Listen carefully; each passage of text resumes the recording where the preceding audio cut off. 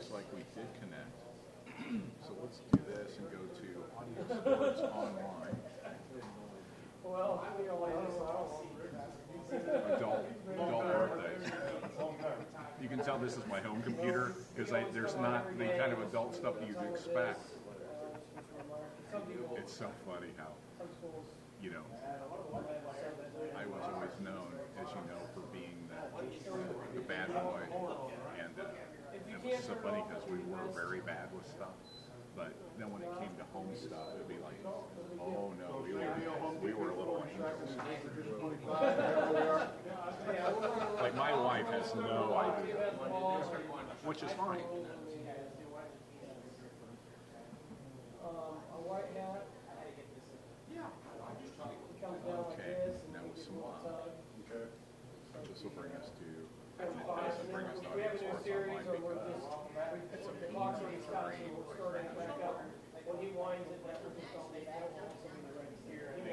He won't come down and chop it. High school, we asked our senior parents, football players and cheerleaders be lining up the northwest gate. That is the end closest to the flags. Yeah, this is a bit of a pain just because this thing is a big address. Yeah. Sorry about the football players. Momentarily. There we go. All right. Yes. Oh, yeah, I know. Now we go to this bad boy, and with some water, we go down to Plainsfield. Should show.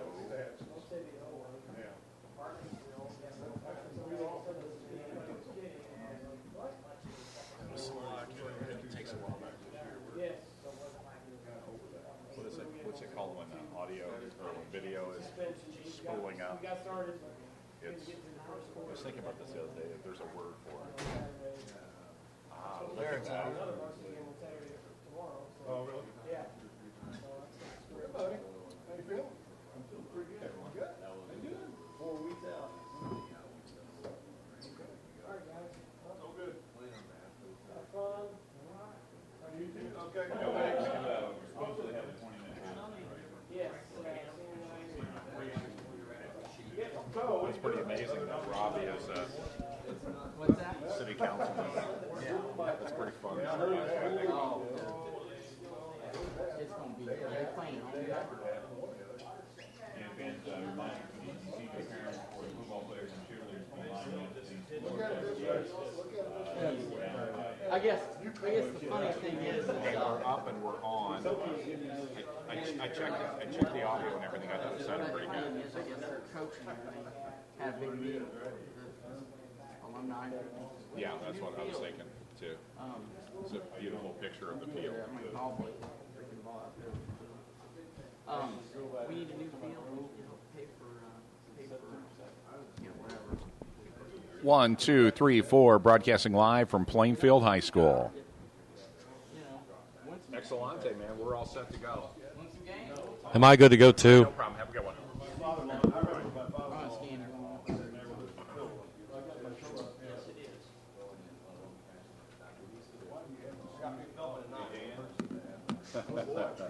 That is pretty funny that the Quints thought, you know. I mean, actually, on one level, they were being pretty nice, but, you know, the whole thought process, you know, that this guy might be really fragile. Well, I'll tell you where the tough shot is that because, you know, if I tell you, hey, we made a lot of money, I'm just going to sound like an insensitive rude because now I'm a working stiff just like everybody else. But we made really, really good money. And then when that's just yanked away from you, I mean, you can't continue to support any of the stuff. You can't even afford the car you bought last year. You know how that goes. So yeah, I did file for bankruptcy, which I'm not being defensive about, but it's like, my income was 1/3 of what I've been making. And I still had, you know, child support and everything else on the side. So it was like, yeah. I just laugh a little bit when I look back on that because it was a lost time, but it was also like the Quinn thing is stupid. You know what I mean? It was like, that was the biggest shock to me. Was that something could be that screwed up. But they were on the air, and they even had a decent signal. I mean, you could hear the thing in Indianapolis. And then I'd laugh when I heard the other disc jockeys on there, not because I was making fun, but just, you know, guys like Jimmy Brown and stuff like that. I mean, it was pretty funny Don't have that control. Not yet. And we used to have these guys, I don't know how they ever found him. Some guy, his moniker was Rich, the detail guy. You remember that? You said we need volume. And it was like some guy who, you know, I don't know if he dated Mitzi once or something. I mean, I don't know what brought Rich the detail guy to them. You know what I mean?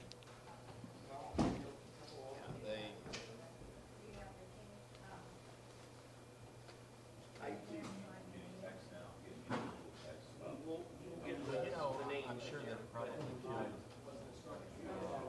Irma when Steve changed before you came, when Steve changed the format. Right. Because, I mean, I was right in the middle of the reel-to-reel, CBS, music line. Right. Okay, it looks like we're getting Hey, Mark, he came in and he said, I need for you to start playing from these CDs. These were the Doobie Brothers, you know, people like that. And, okay, well, how do I break that, Steve? You know, well, just put on a card or something, just start playing. So they were starting with oldies. Right. You know, they had the senior men house back then. And then the Bruce got in, you know, Did the Quins come in later? no, They were there from the beginning, but they just weren't physically there as much. Is that accurate? They kind of let Steve run the place, right? I remember I was at a basketball, basketball, and I was talking to, in fact, Mr. Brody here, Red and White Cat, and he was telling me that Brownsburg's going to get a radio station. Right. Because I told him, I thought, you know, it would be really neat if we had these games on the air.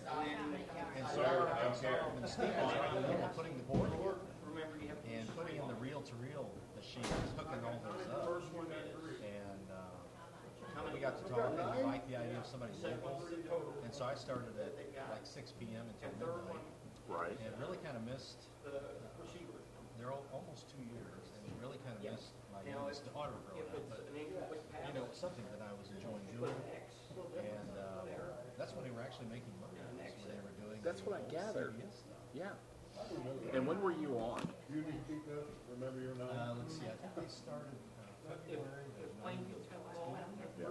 But I mean, did you work a regular air shift or something? 6 to 12. 6 to 12 in the morning? Oh.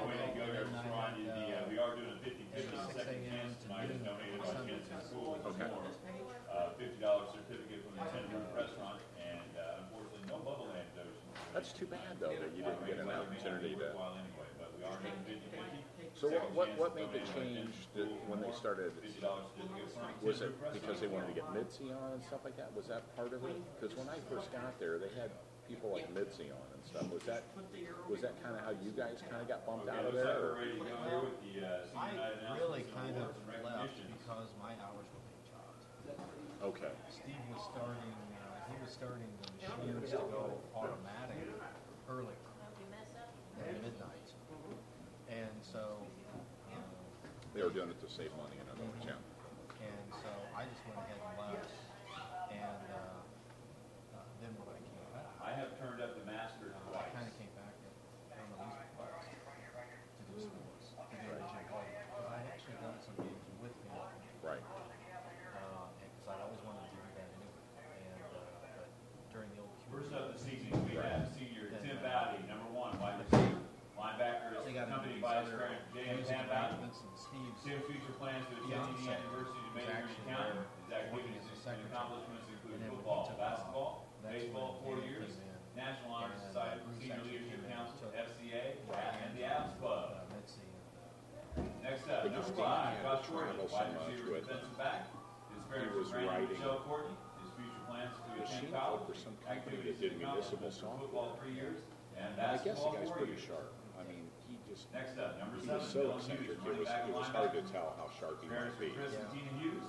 His future plans to attend college and play football or baseball. His activities and accomplishments include 3-year football varsity starter 11, WHME Player of the Week, senior team captain, 2-time Optimus football champion.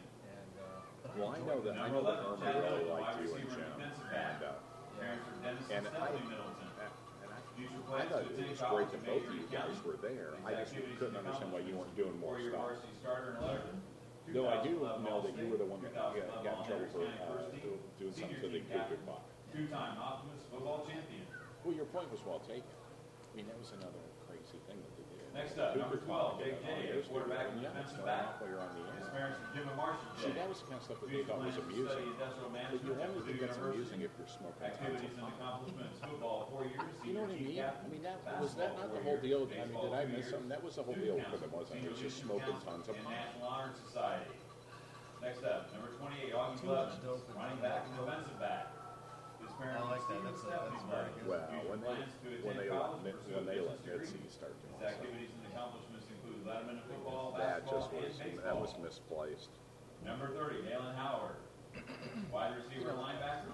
It sounds crazy Parents because are on I'm and sitting here Joey Friday Howard. night at Plainfield telling you this in Future a plans to rainstorm, attend but college and major in athletic training. of all the Activities and things in this accomplishments, world that I Letterman in know football and track. broadcasting. Now, you know, Next maybe up, number Beth 34, Quinn or Keith Jones, whatever running back, she was, linebacker. maybe Beth Quinn, maybe she didn't marry him. Parents, Yeah, but Carolyn Atten you and know, Lowell Atten. those guys, I thought Future they plans knew to attend everything, college, and they didn't activities and know stuff. accomplishments, football and track. They really did. I don't know why you go right. Next up, number 38, Dalen Weddle, running back and linebacker. Parents are Shane and Jennifer Weddle. Future plans to attend the The United States ironic Naval touch. Academy and to be a pilot. Activities kept- and accomplishments they kept include wanting career varsity to, football letterman, 2010 add all state this conference music because they champion, thought, you know, and the junior more music academic we all have, the state. better the station's going to receive. Number 40, Joy Well, McGuire, tight end defensive When line. Russell Wilson came in By and bought Denise it, McGuire.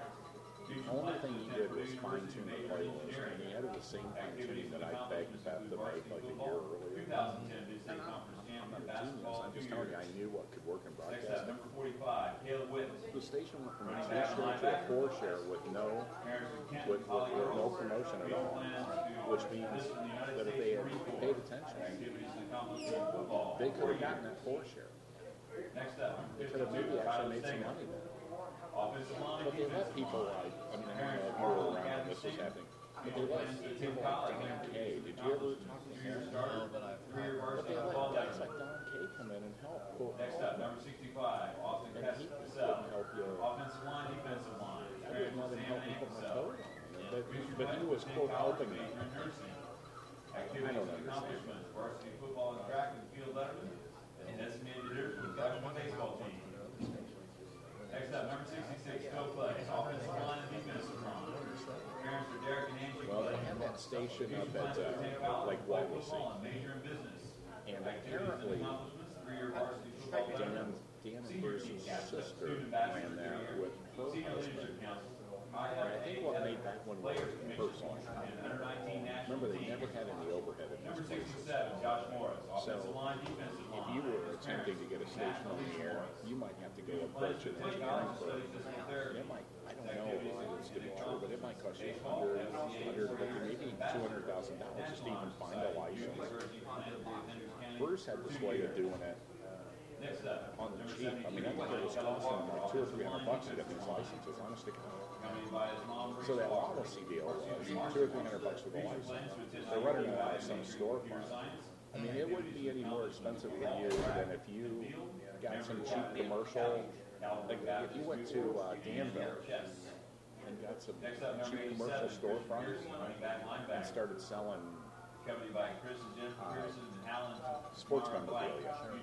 You know that storefront would only cost you, because now with the way real estate prices are and stuff, that storefront only costs you $200 a month. So then you see what I'm getting at. You could be selling sports memorabilia, maybe at first out of your own pocket for $200 a month. So that's kind of how the Twins are. They get this license, they're on the air. I mean, yeah, you got to buy a transmitter. Yeah, you got to put it up And somewhere. now we would like to recognize our senior My varsity guess is they had less than $50,000 or $60,000 on that Wallacey deal. accompanied Well, by Darren and Tammy Wallacey Jackson. is a small enough town, For future plans but to now attend with the all these little University tiny major in businesses and optometry. stuff, Bailey's activities and you see what I mean? It was like kind of brilliant if you think about it. Is you have all these businesses. Cheerleading team. Next up, Here's the two things you'll need to watch during the accompanied game. by our parents Richard and Renee Lynch. Let's see if I can make this Future do plans to this. attend Purdue University to study biomedical engineering and pre-med. Her activities and accomplishments include swimming, track, the robotics team, National Honor Society, student council, There we hockey go. club, vice presidents, and Spanish club, and FCA. make sure that this stays on the air, and then this should be somewhere like yellow but not tagged yellow. So if you notice, if you notice either one of them out of kilter, just tap me on the shoulder and we'll figure it all out. Now this will keep this on, right? Yeah, if the screen goes blank, just do that. Yeah. Accompanied by Tim and Stacy Oliver. For future plans to attend What do Ball we do State about University. this? Oh, we'll just adjust it here. Yeah, in other words, if it just suddenly pegs yellow, or I don't think it goes red, but if it just, or if it's real low or something, we'll fix it. Because sometimes these chords will alter the volume. But yeah, that Wallace deal, I think all they do is they just, because I cut some commercials for them one time, and it's literally like, let's propane. Don't forget to have your tanks filled before this winter. So you get guys like these local businesses like the IGA and Butts Propane in these places, and then Thank you. Now, to conclude this special evening, the parents of Ben and Brian and Leslie Kemp, the parents of Ben, Brian and Leslie Kemp will release 22 balloons to honor the senior class. but They're down by the south end of the field, and there they go. In honor of Ben 60, Kemp. 70, yeah, I guess Ben Kemp died. But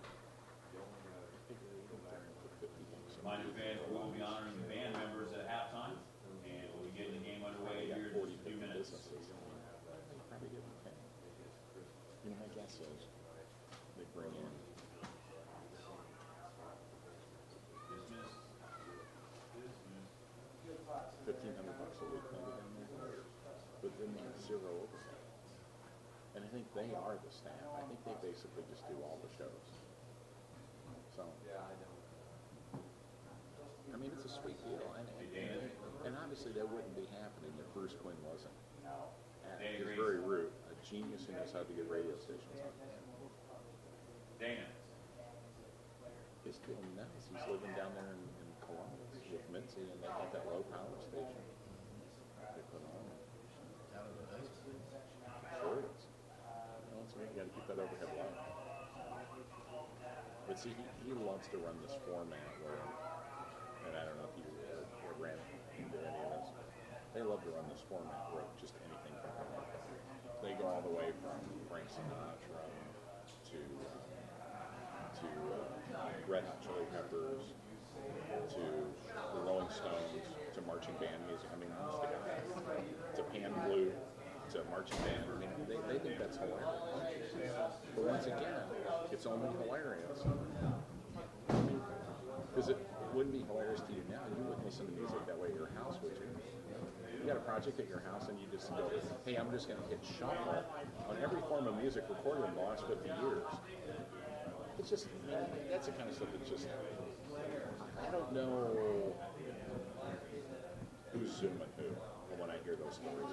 Because a guy told me the early days of KLU in Brownsburg were real interesting because Brownsburg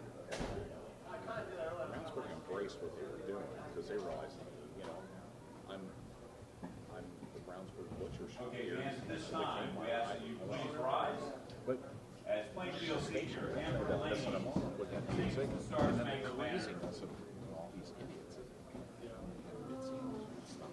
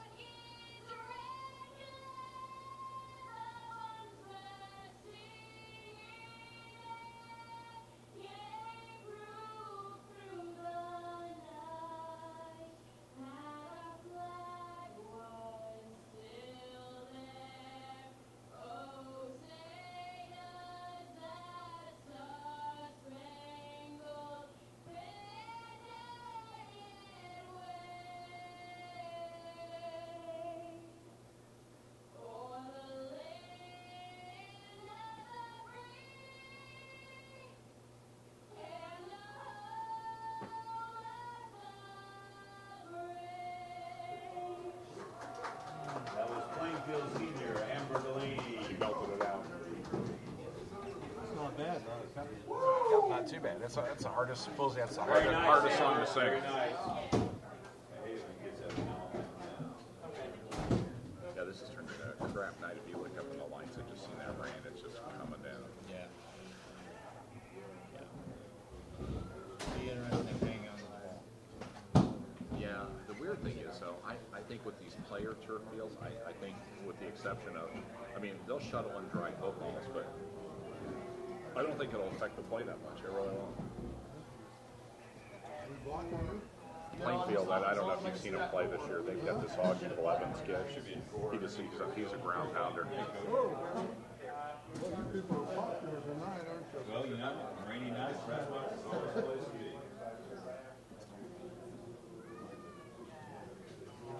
Hey, now can you pick that up? Yes, you can. You can. What do you have to do to get that? Audiosportsonline.com. Audiosportsonline.com. Then how do you get your school? Well, it has a menu. It has a menu, and Fans, while we have this time, our referee tonight is Justin Rutledge, linesman is John Disney, line judge Tom Glidden, umpire Scott Furnish, and back judge Chris Griffin. And as always, those phone numbers. It's this new thing called a computer. Those just came out, didn't they? yeah, but I always thought they just used them on space ships. Well, they do.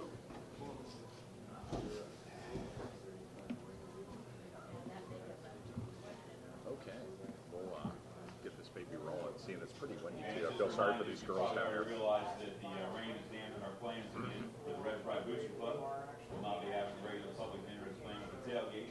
Hold on to those free tailgate dinner tickets, and we will have one during basketball season. If you do not receive your blanket, please email Karen Dawn. Again, as I understand, she is in the lobby from 5 to 7. If you can pick up your blanket from her. Business members, if you're one of the businesses being recognized tonight, we will be having a small dinner for you in the community room tonight. Hey, who's sitting in here? Nobody that I know of, sir.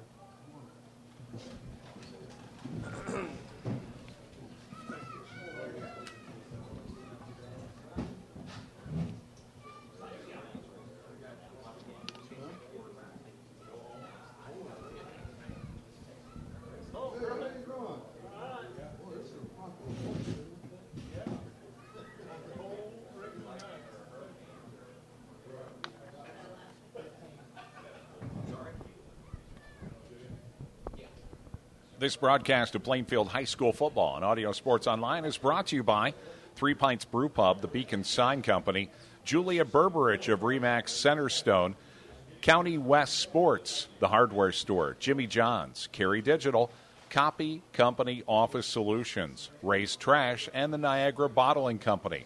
We'd also like to thank the Hendricks County Flyer for making tonight's video broadcast possible. And for those who are enjoying our video broadcast tonight, you might notice just a bit of inclement weather on your screen. I'm Jay Baker along with Doug Edens. And Doug, you know, we've talked about wanting to have some football weather. We have had plenty of rain on Friday nights mixed in with our football weather. Well, it's a pleasure to be with you, Jay. And, of course, tonight will be the last home game for Plainfield. And you're right. You know, it's going to be kind of inclement, and it's going to depend on whoever holds onto the ball better. But as you were mentioning before we went on the air, they're keeping the ball dry, and we'll be exchanging that as they go along. So looking forward to tonight's contest. I'm sure that the refs are not looking forward to tonight's contest. They'll be out there in a professional capacity, of course, to call this game. We have had this persistent rain, which has just gone from just plain light rain to just this persistent drizzle, and mix that in with some upper 40-degree temperatures. And it's going to be a bit of a miserable evening. As Doug was alluding to, though, they will be routing in the dry ball. There is a drill where they keep a bag of balls down there, keep them dry, keep them under the towel as long as possible, and as long as everyone can keep their grip on the ball. The incredible thing about these turf fields is they can really absorb a lot of water. Footing tonight should not necessarily be a factor, but Doug, you can already see on the Plainfield side, they have resorted to more of a tennis shoe style shoe than they have, just to make sure that they maintain their footing on this turf. Yeah, I think that'll be for better grip, and that will certainly help them tonight. And so looking forward to the kickoff here in just a little bit, Jay. Yeah, they're going to bring the captains out to the middle of the field, determine who will be the first to grab the ball. One thing that Plainfield has in its favor, we've talked a lot about him, their senior tailback, Augie Blevins, 5'9", 165 pounds. Augie is a force to be reckoned with, an incredibly quick athlete, and he certainly will come into play tonight as the ground game will be very important for the Red Pride. Just a few minutes, we're going to be bringing our Plainfield captains out, including Dylan Hughes, the senior linebacker and running back. Also out on the field will be Chad Middleton, and a gentleman that has been terrific both offensively and defensively on the line, Phil Clay, is out there, along with Jacob Jay, their quarterback. And those will be the captains representing the Quakers at midfield. We'll see who gets the ball first. So we'll put 12 minutes here on the clock and get ready for first quarter action. Not a great night for the fans, so the fact that you're catching it on audiosportsonline.com, you don't know how fortunate you are. Absolutely, I agree with you there. Of course, this is senior night, and they honored all the seniors before, and I'm sure they will have some presentation of some sort at the half for the seniors as well. So a lot of wet moms and dads down there during senior night. So, yes, you're right. When it's the final home game, you've got a lot of pageantry involved, and we're getting ready here to find out who is going to commence this game offensively. I believe in a straight-up victory, it looks like Whiteland will be getting the ball first. I always like it when they defer because then there's extra pageantry with the officials, making some confusing symbols so you have to figure out what do they mean. Yeah. See, on television, Doug, everything's mic'd. Here at the high school level, you have to go, did he indicate that the pizza was late arriving to the press box, or was that offsides? I'm not sure what the signal was there. So, well, at least we haven't been plagued by what's been plaguing the NFL officials. So that's right. I will say this. IHSAA has made sure that there's been an overall high degree of proficiency for these crews. And they have had some rule changes actually to improve player safety. So we are getting ready to commence. Plainfield will kick first. Whiteland will be first on offense. Couple of Whiteland players back deep. One of them, Nick Wohler. And also Jesse Street awaiting the kickoff. The kick is up, and it will come down right about the 5-yard line to the 10, the 15. There's some room, and in fact, if he can go, he does. Finds a seam, and he's running to the end zone, being chased down by the Quakers, and Whiteland will return the opening play of this game for a 95-yard touchdown return. Not what the Red Pride wanted to see here on senior night. Taking it all the way was Aaron Harris, the senior running back. And unless a flag was dropped en route, it looks like. I don't see one on the field anywhere. I'm not sure what the well, the there is one sitting there about the 25-yard line. Just now notice this. They usually call these types of calls at the spot of the foul. If this is the case, then the Quakers got a real break here because that was quite a return there from Aaron Harris, who found a seam and was en route to a 95-yard touchdown or kickoff return, but that will be nullified. The Warriors will be 1st and 10 after the mark-off at the 35-yard line of the Quakers. Well, so you would say that that turned a fantastic return into merely a good return. Yeah, at least excellent field position for Whiteland to start this possession. So the Whiteland Warriors begin 1st and 10. The Red Pride 35-yard line. Their first offensive possession. I formation. The handoff around the right-hand side, not much running room. That was Jonathan Wilhelm on the carry, and Wilhelm manages to get a couple of yards before being wrapped up there by the Quaker defense. Well, Whiteland comes in tonight, Jay, after a win last year, 27-20, And they're at 3-4 right now. Plainfield at 5-2. The Warriors want to do a little spoiling tonight. Well, the Red Pride certainly having a better year this year. They suffered through a miserable year just a year ago. Run over the right-hand side on the carry.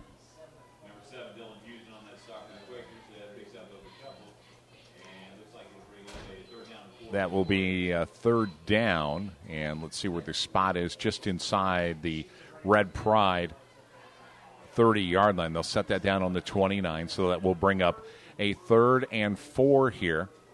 Familiar I formation for the Warriors. That is Hunter Pendergraft in at quarterback. Pendergraft under center, motions his receiver, and the delayed handoff up the middle, and I believe it is going to be short of the first down by a yard or two. Good pursuit and good tackling there on the inside of that Red Pride defense, and they will bring up a 4th down. So a 4th and a long 2 here for the Warriors, who will keep their offensive unit on the field, and they will go for it. Some good running by Whiteland, trying to match up right there, line to line, trying to see where the weak spots are on Plainfield's line. So they go to the offset eye. Once again, man in motion. The handoff to the tailback, and, boy, almost broke it. A touchdown-saving tackle there from Josh Miller from Plainfield, enough to give him a first down, and boy, not able to contain him there. Yeah. On the run there was Jonathan Wilhelm. That was just a nice point of attack blocking scheme. The Warriors came right after them. Usually those kind of runs on 4th down and short, usually they break them for long ones. That could have been a tough one and a good stop there. It really would have. It would have been an excellent stop.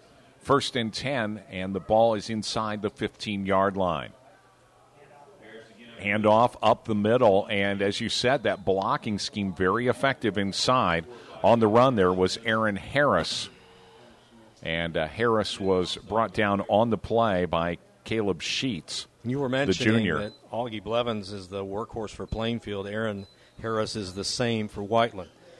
You don't see any sort of a clipping without his name in it as far as putting yards on the ground and putting scores in the end zone. Well, we're going to see a lot of the running game here tonight in this persistent rainfall. It is 2nd and about 5, the ball close to the 10-yard line. The pitch to the outside with some running room and is going to get them a first down. Once again, as you said, that is Aaron Harris. And Aaron Harris, the senior running back, gives the Warriors a 1st and goal. Well, they were using a lot of good runs, tackle to tackle, and then they swept to the outside. Nice play by Whiteland.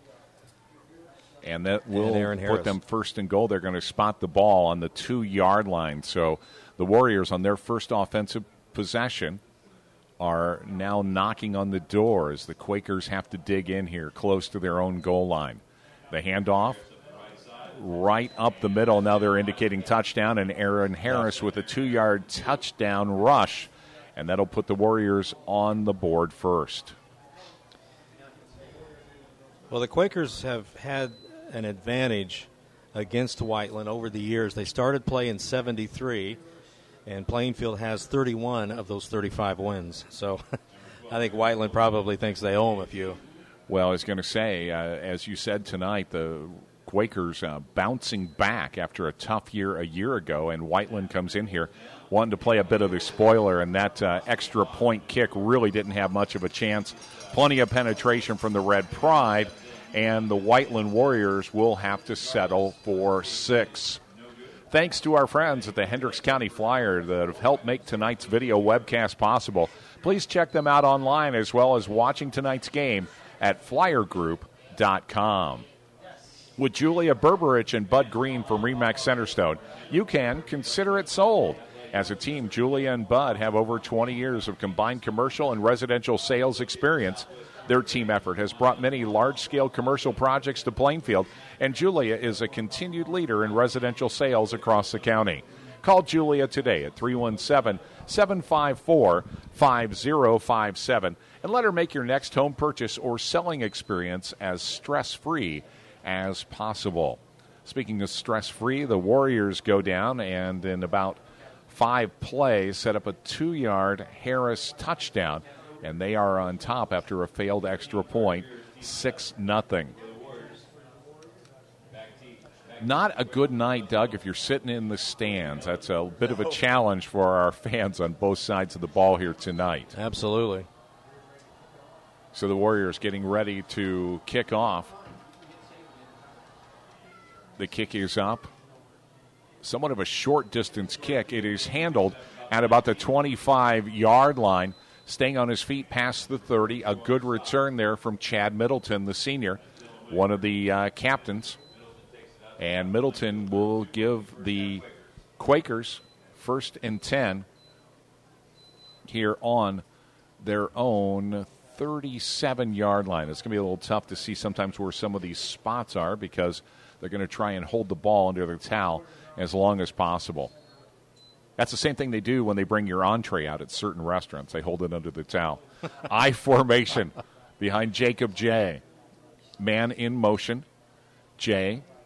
The handoff up the middle, and we know that was Augie Blevins. Augie might have coughed up the ball at the end. They are indicating that, yes, the Warriors got the ball. So, unfortunately, Augie Blevins, on his first carry, the ball was stripped, and the Warriors recover.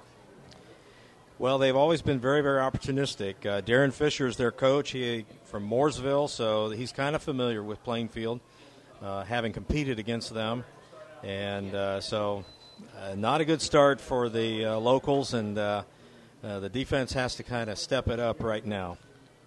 So another excellent opportunity as they will begin on the Plainfield 39-yard line. Hunter Pendergraft under center. He's good play action there. So he does do a good job with faking the ball as Dylan Hughes was on the carry. Or make that Jonathan Wilhelm was on the carry. Jonathan Wilhelm, another senior running back for them, and gives them about a 6-yard gain there. It'll be 2nd and 3. Ball is on the Quaker 27-yard line. So Pendergraft with the I formation, 2 wideouts. The pitch.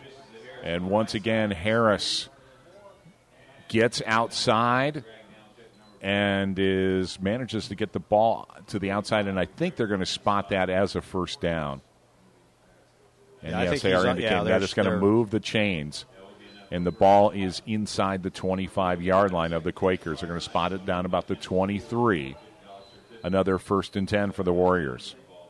So that Aaron Harris, as you said, 5'10", 186 pounds. He's a tough customer. Pendergraft remains under center with the I formation. The fake handoff, and they end up giving the ball to Adam Guttermuth. And Guttermuth is listed as a quarterback. Well, you know, it looked like that might have been a busted play, but then again, it could have been designed because he kind of pivoted and took off to the right, almost like an option play. So it was as you said, too, they're disguising that play. Good ball handling inside there by Hunter Pendergraft, the sophomore quarterback.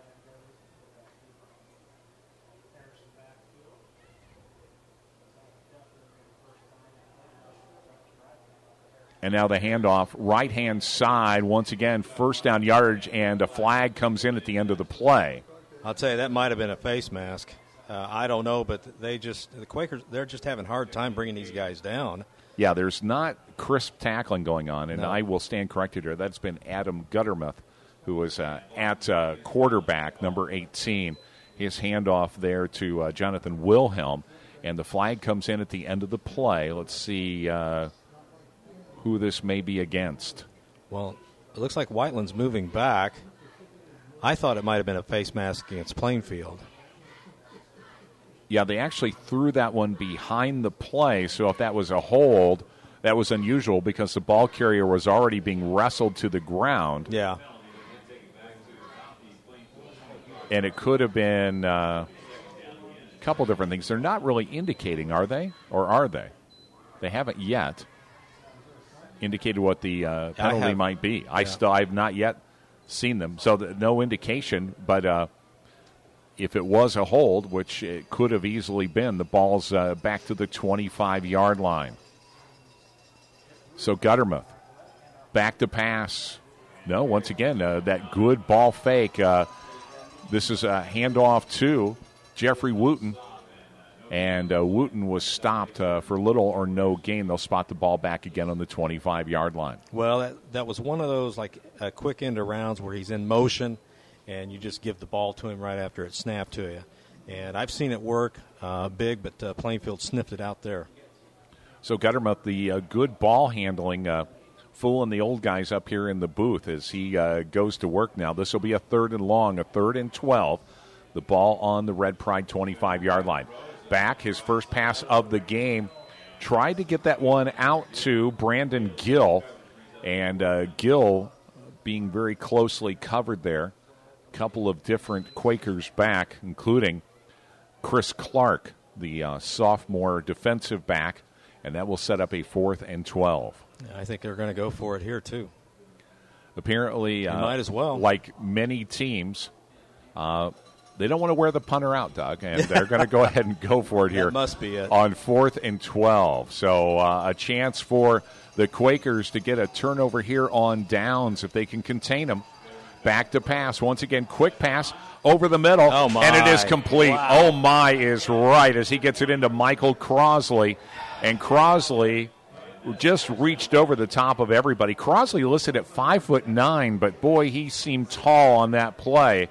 And that touchdown strike gives Whiteland their second touchdown. Well, I'll tell you, he hit him in stride, too, and just divided the Quaker coverage on him. Just a beautiful pass play. That's how you draw it up.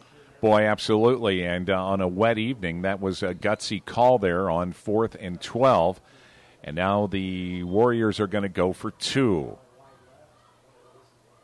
They put a man in motion. The pitch once again and finds the end zone. The usual customer, Aaron Harris, the senior running back, and puts the 14th point on the board here for the visiting Whiteland Warriors. Well, so the Warriors go up. Yeah. I think Woodard's going to have to make some adjustments and make them in a hurry before this gets out of hand. On a wet evening, 5:44 left here in the first quarter. And as we said, 2 touches by the Whiteland Warriors, resulting in 2 touchdowns. The Three Pints Brew Pub is an excellent place for great food. They offer craft drink selections brewed on site. It features a family-friendly atmosphere and would make a great destination for your next dining experience. They're located at 5020 Cambridge Way in Plainfield. For more information about menu and drink selections, call 829-1000. They're open Sunday and Monday from 11 a.m. to 10 p.m., Tuesday through Thursday, 11 a.m. to 11 p.m., and Friday and Saturday, 11 a.m. to 12:30. Well, on a very persistently inclement night, the Whiteland Warriors came in here on senior night and have been giving the Quakers a real handful. And it'll be time once again to see Plainfield back on offense. The ball is taken at the 25, the 45 still on his feet. In fact, rambles up the sideline and may go all the way. They may be returning the favor here. Gets pulled down from behind. A great return. That was Zach Richardson, and he will give the Quakers, barring any kind of penalty, 1st and goal. No, maybe not quite 1st and goal, just outside the 10-yard line, but a tremendous scamper there. In fact, deceptively quick on the play. Zach Richardson got hauled down from behind. That was a touchdown-saving tackle from the Warriors. It'll be 1st and 10 on the 12-yard line. Well, that's one thing that Plainfield's been able to do is to rely on their special teams, and it worked this time. Plainfield unfortunately fumbled on their first offensive set, and the handoff and went nowhere quick. That was Augie Blevins. He was swarmed by a bunch of white jerseys behind the line. He'll be dropped for a loss.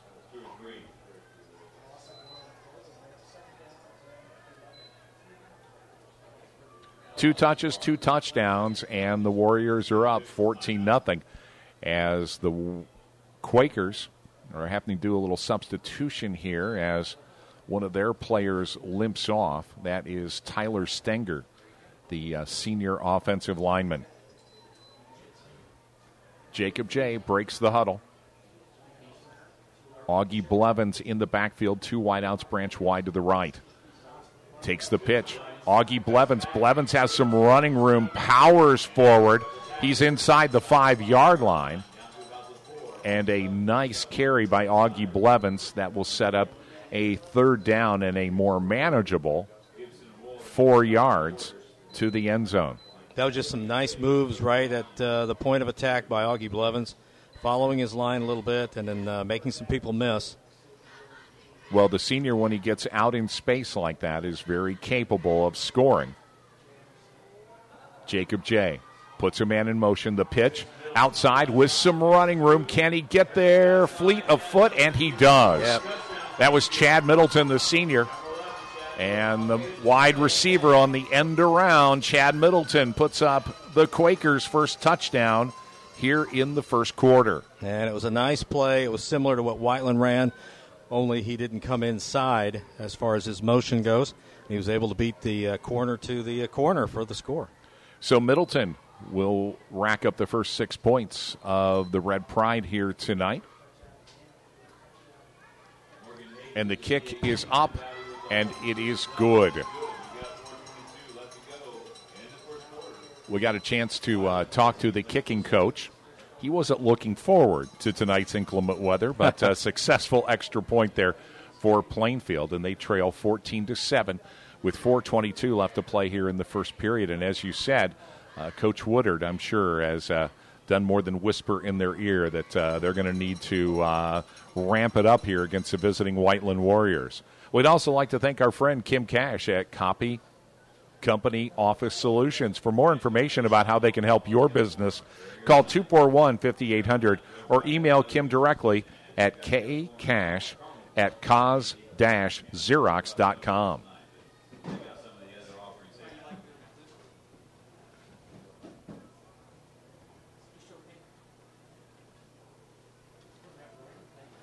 Just wanted to remind you that at the half, we'll be looking at recapping the Mid-State last week and also taking a look at what's going on with the other Mid-State teams tonight and next week as well, so stick around for that. Morgan Hagee will put the ball back in play for the Red Pride. The ball is going to come down about the 8-yard line up to the 15, the 20, and they're finding some running room to the outside. He'll eventually be forced out of bounds about the 40-yard line, but Whiteland will set up with good field position. So the Warriors' first 2 touches resulting in 2 scores. They're going to set the ball up about the 38-yard line. They've had some deceptiveness and some power running. Adam Guttermuth is the quarterback, and they've been using Jonathan Wilhelm and Aaron Harris to good effect to put 2 scores on the board.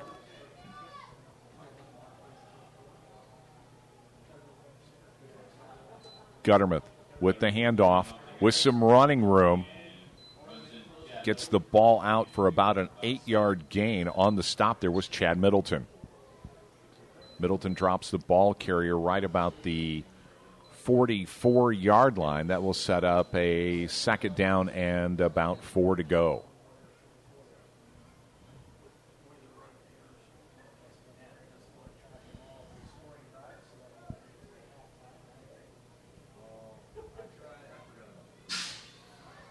Once again, the familiar I formation.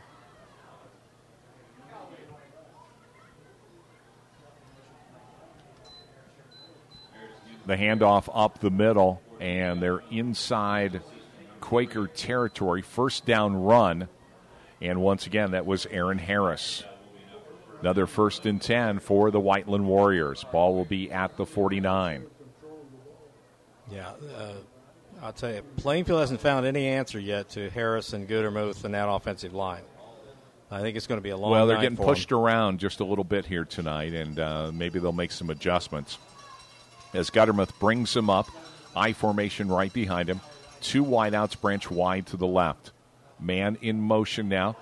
the delayed handoff up the middle, and still, despite the fact that Middleton in on the tackle, but despite the fact that that play just got off to a ragged start, he still managed to gain about 8 yards up the middle.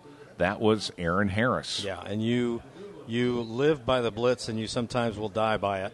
And that's what Harris did. He just found the hole where that man was coming through and just followed it through. Good play. That's what you have when you have a senior back like that. So an almost 9-yard gain. It'll be second and a long one. The ball is at the Quaker 40-yard line. Guttermouth, I formation. Back to pass. Has time, steps up in the pocket, and once again tries to hit that post in the middle. Isaiah Callaway, sophomore wide receiver, 6'1", 166 pounds, and that ball was just off his fingertips, but once again not afraid to step up and throw. And that will bring up a 3rd down and 1. 2:40 left to play here in the first quarter, and the Red Pride find themselves down by a score of 14-7 to the visiting Whiteland Warriors.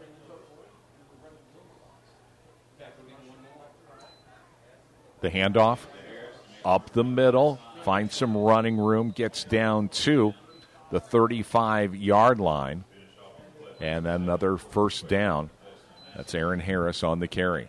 Well, this will be the first possession by Whiteland where they've actually had a longer field to go with. In fact, it looks like all 3 possessions thus far that have resulted in 6 points have all been short fields. So this will be the first one where either team has had to go almost the distance compared to what they had before. And let's certainly hope that the Quakers can dig in and put a stop to this one here.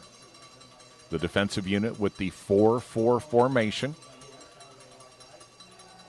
The deceptive ball carrying, and once again the handoff and plenty of running room to the outside. It'll eventually be forced out of bounds, but Jonathan Wilhelm, with way too much time and space, gets outside, and an excellent run. In fact, a run of about 18 yards. The ball's going to be down to the 13-yard line, it looks like, or make that the 18-yard line, where it'll be another first down for the Warriors.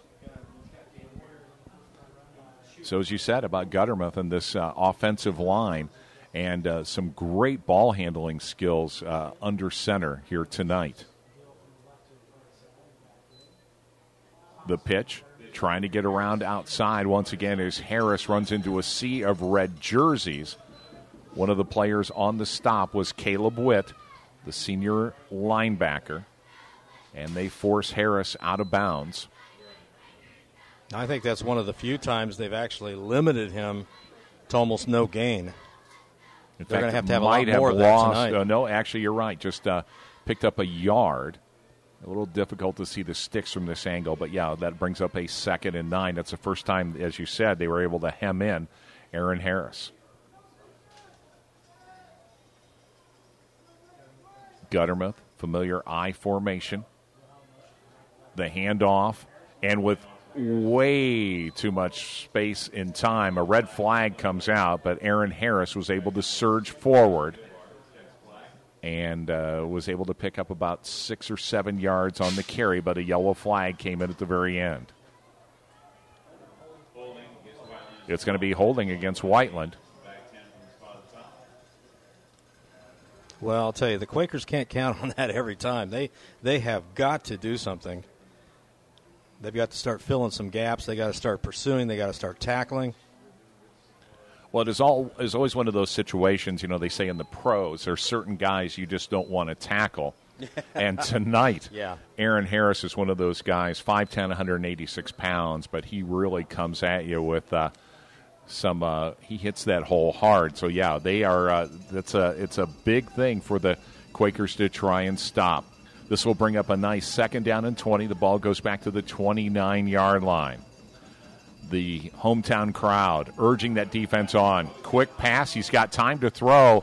And a great defensive play there by Josh Miller, reaching in front of the receiver and knocking that ball to the ground. Well, I think the receiver was wanting a flag, but he wasn't going to get one because that was excellent position. Absolutely. And, in fact, that play was just slow setting up. Downfield was Josh Gibson.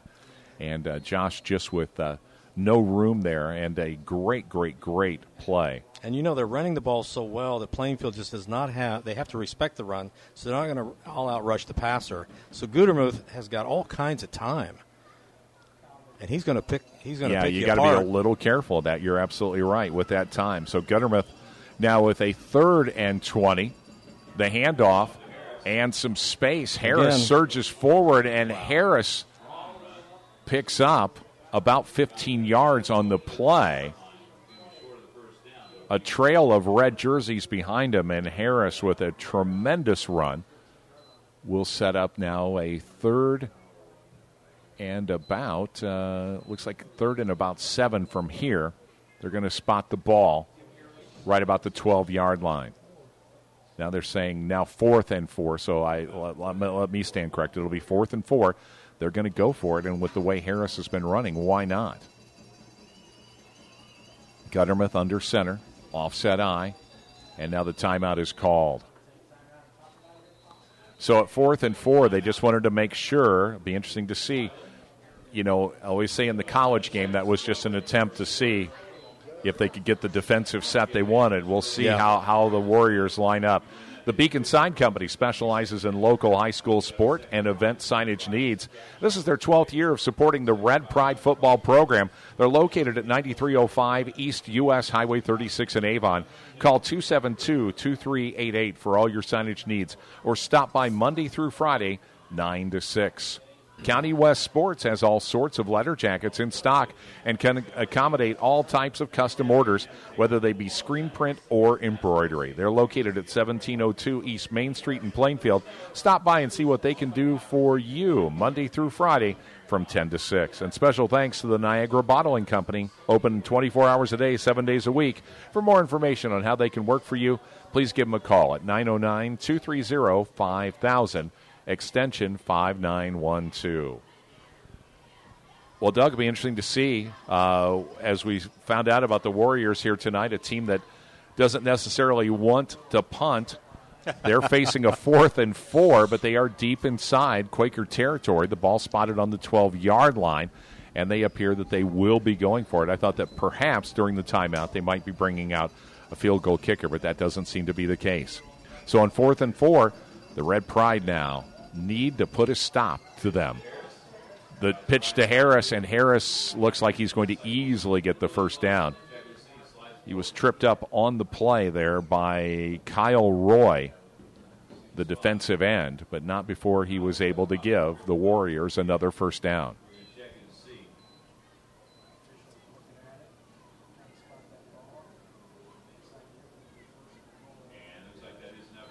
Yeah. At first on the slide, I didn't quite know because, obviously he came to ground before he started the slide. But another 1st and 10, and that was the final play of the first quarter. So at the end of one complete quarter, we are here at Plainfield's home stadium, and the Red Pride find themselves down by a score of 14-7, the visiting Whiteland Warriors. And when we resume play, the Warriors will be 1st and goal inside the Quaker 10-yard line. The hardware store, located at the corner of Carr and Main Street across from the Duke Energy office building in Plainfield. Amongst many other items, they offer propane refills, thousands of home improvement items in stock, and a 10% discount to our veterans. Plus, they've got lots of paint.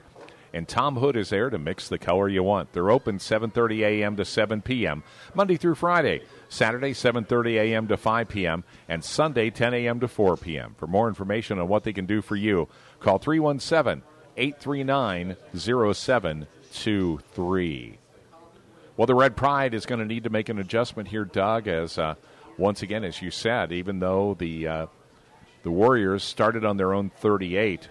Their first 2 drives began in Quaker territory, but the Quakers have been knocked around in this series, and it does look like the Warriors are knocking on the door once again as it's 1st and goal.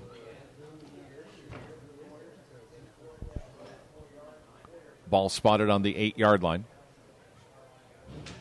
Getting ready to start the second quarter. Whiteland first down, Plainfield one running back in the backfield, and that is Jeffrey Wooten.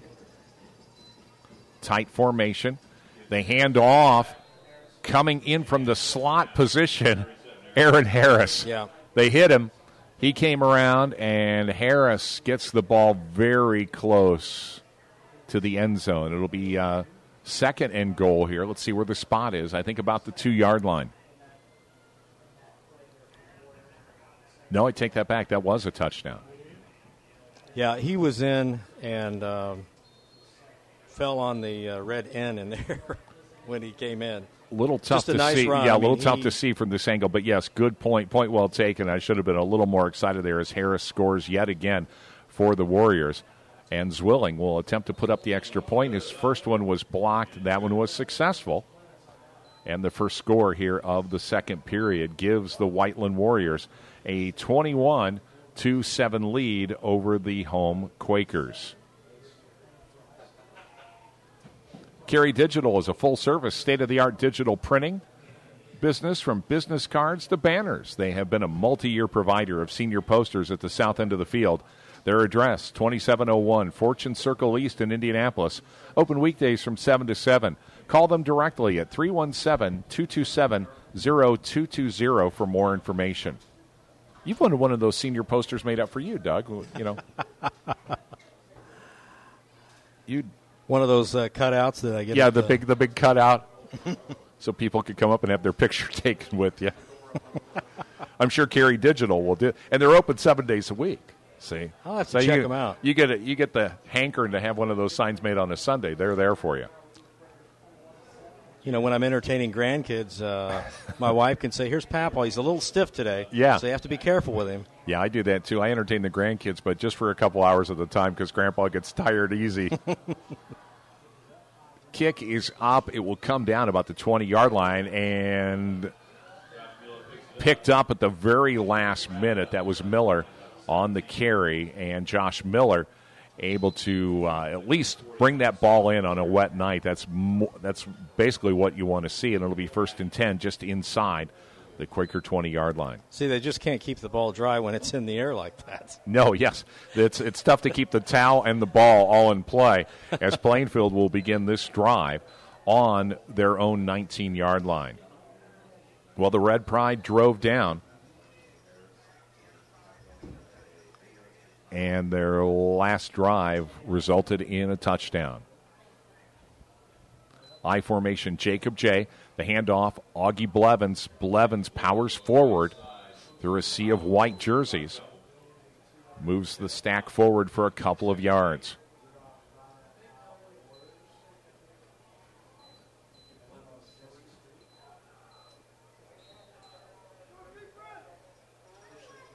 Does not seem particularly rainy if you sort of just look in one direction, but all you need to do is look up in those stadium lights, and that rain has been very persistent here tonight.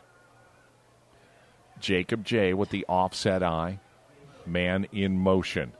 The handoff once again to Blevins. Blevins fowers forward to the 25-yard line.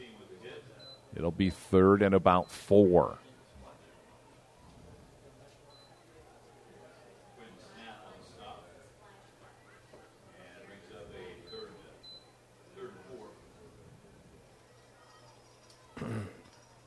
So Chad Middleton scored the last touchdown on an end around for the Quakers. Now the Quakers face a 3rd and 4 deep in their own territory. Back to pass, and a good pass and a good catch. It'll be for a 1st down and some more. Looked like he was about to be forced down, and Chad Middleton, the senior, here tonight, appropriately on senior night. Chad Middleton gives them another 1st down. A good catch. And they're going to bring the ball all the way down to the 42-yard line. But Jacob J. seemed very self-assured, Doug, as he rolled to his right. That was a nice pattern, a nice pass completion. He had some time. Again, he rolled a little bit, and that gave him the time because, I'll tell you, Whiteland's front is very, very strong, very, very formidable. So the Quakers using a little ingenuity there to give themselves another 1st down. Surging forward is the fullback. That is Dylan Hughes, 6 foot, 170 pounds, and some good power running up the middle, a gain of about 5. The ball will be spotted at the 46-yard line. So now the Quakers have an opportunity to kind of take this all the way down the field, regain a little bit of confidence, take a lot of time off the clock, go in at the half, only down 7, make the adjustments that we were both talking about. That'd be helpful. 9:41 left to play here in the first half. Jacob J. under center.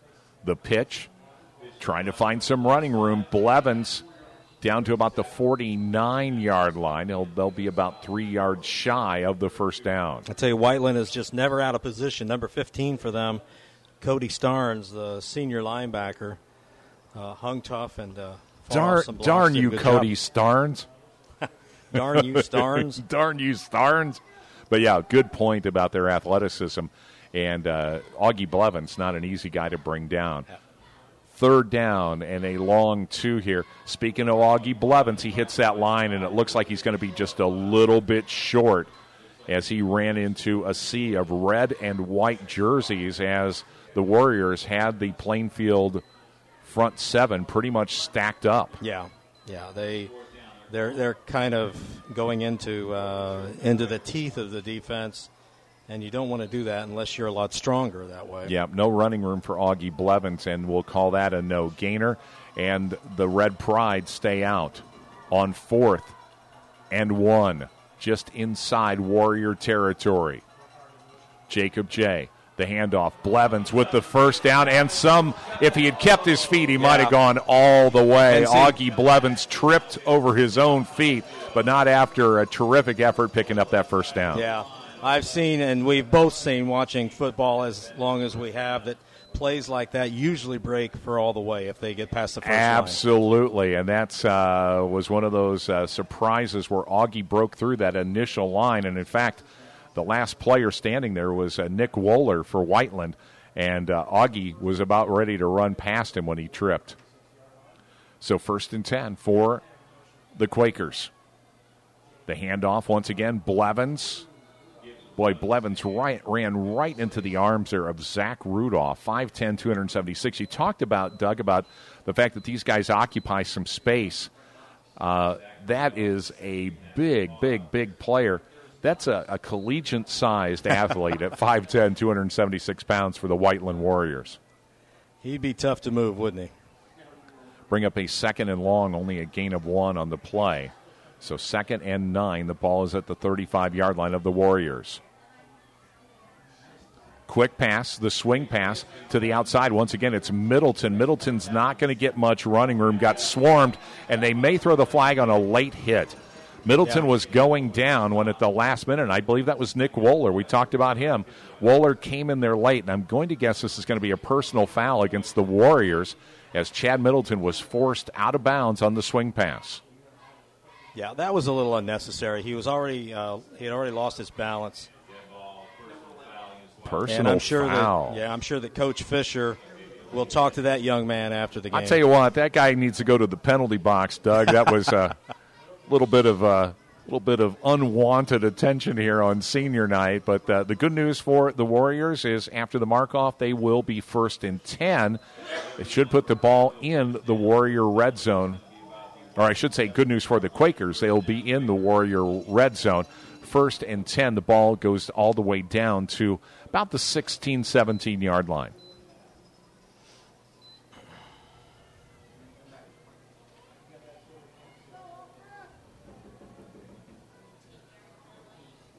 Okay. So Jacob J., that familiar I formation. Blevins hits the hole left-hand side, tries to find some running room, does manage to get a gain of about 3 or 4. The ball is inside the 15.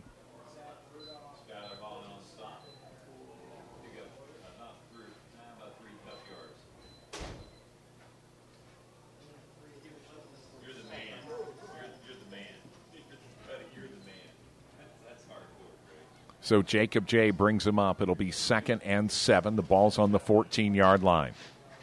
Blevins dots the I.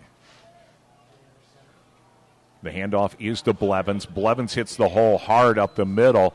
Blevins surges forward, gets a nice gain, They'll be about 2 yards shy, it looks like, of the first down, but another excellent run. Maybe make that about a yard shy of the first down. So Augie Blevins with a great run. Well, I'll tell you, it looks like the offensive line has kind of taken some words to heart. They've been firing off a little bit better. They've been sealing their blocks a little bit better trapping. And so hopefully their defensive counterparts can do the same. 3rd and short. If they can get the ball here, Blevins, and he's going to get stacked up, and I think that's going to be a no-gainer. Yeah. So Augie Blevins brought down a good penetration there from the Warriors, including Zach Rudolph.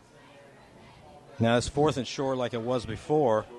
Coach, do you go with the same play with Blevins? Or Well, I don't know how you don't. And another great point about this is if Augie Blevins can just break through, not only would he get a first down, but maybe this is the play that the Quakers can break.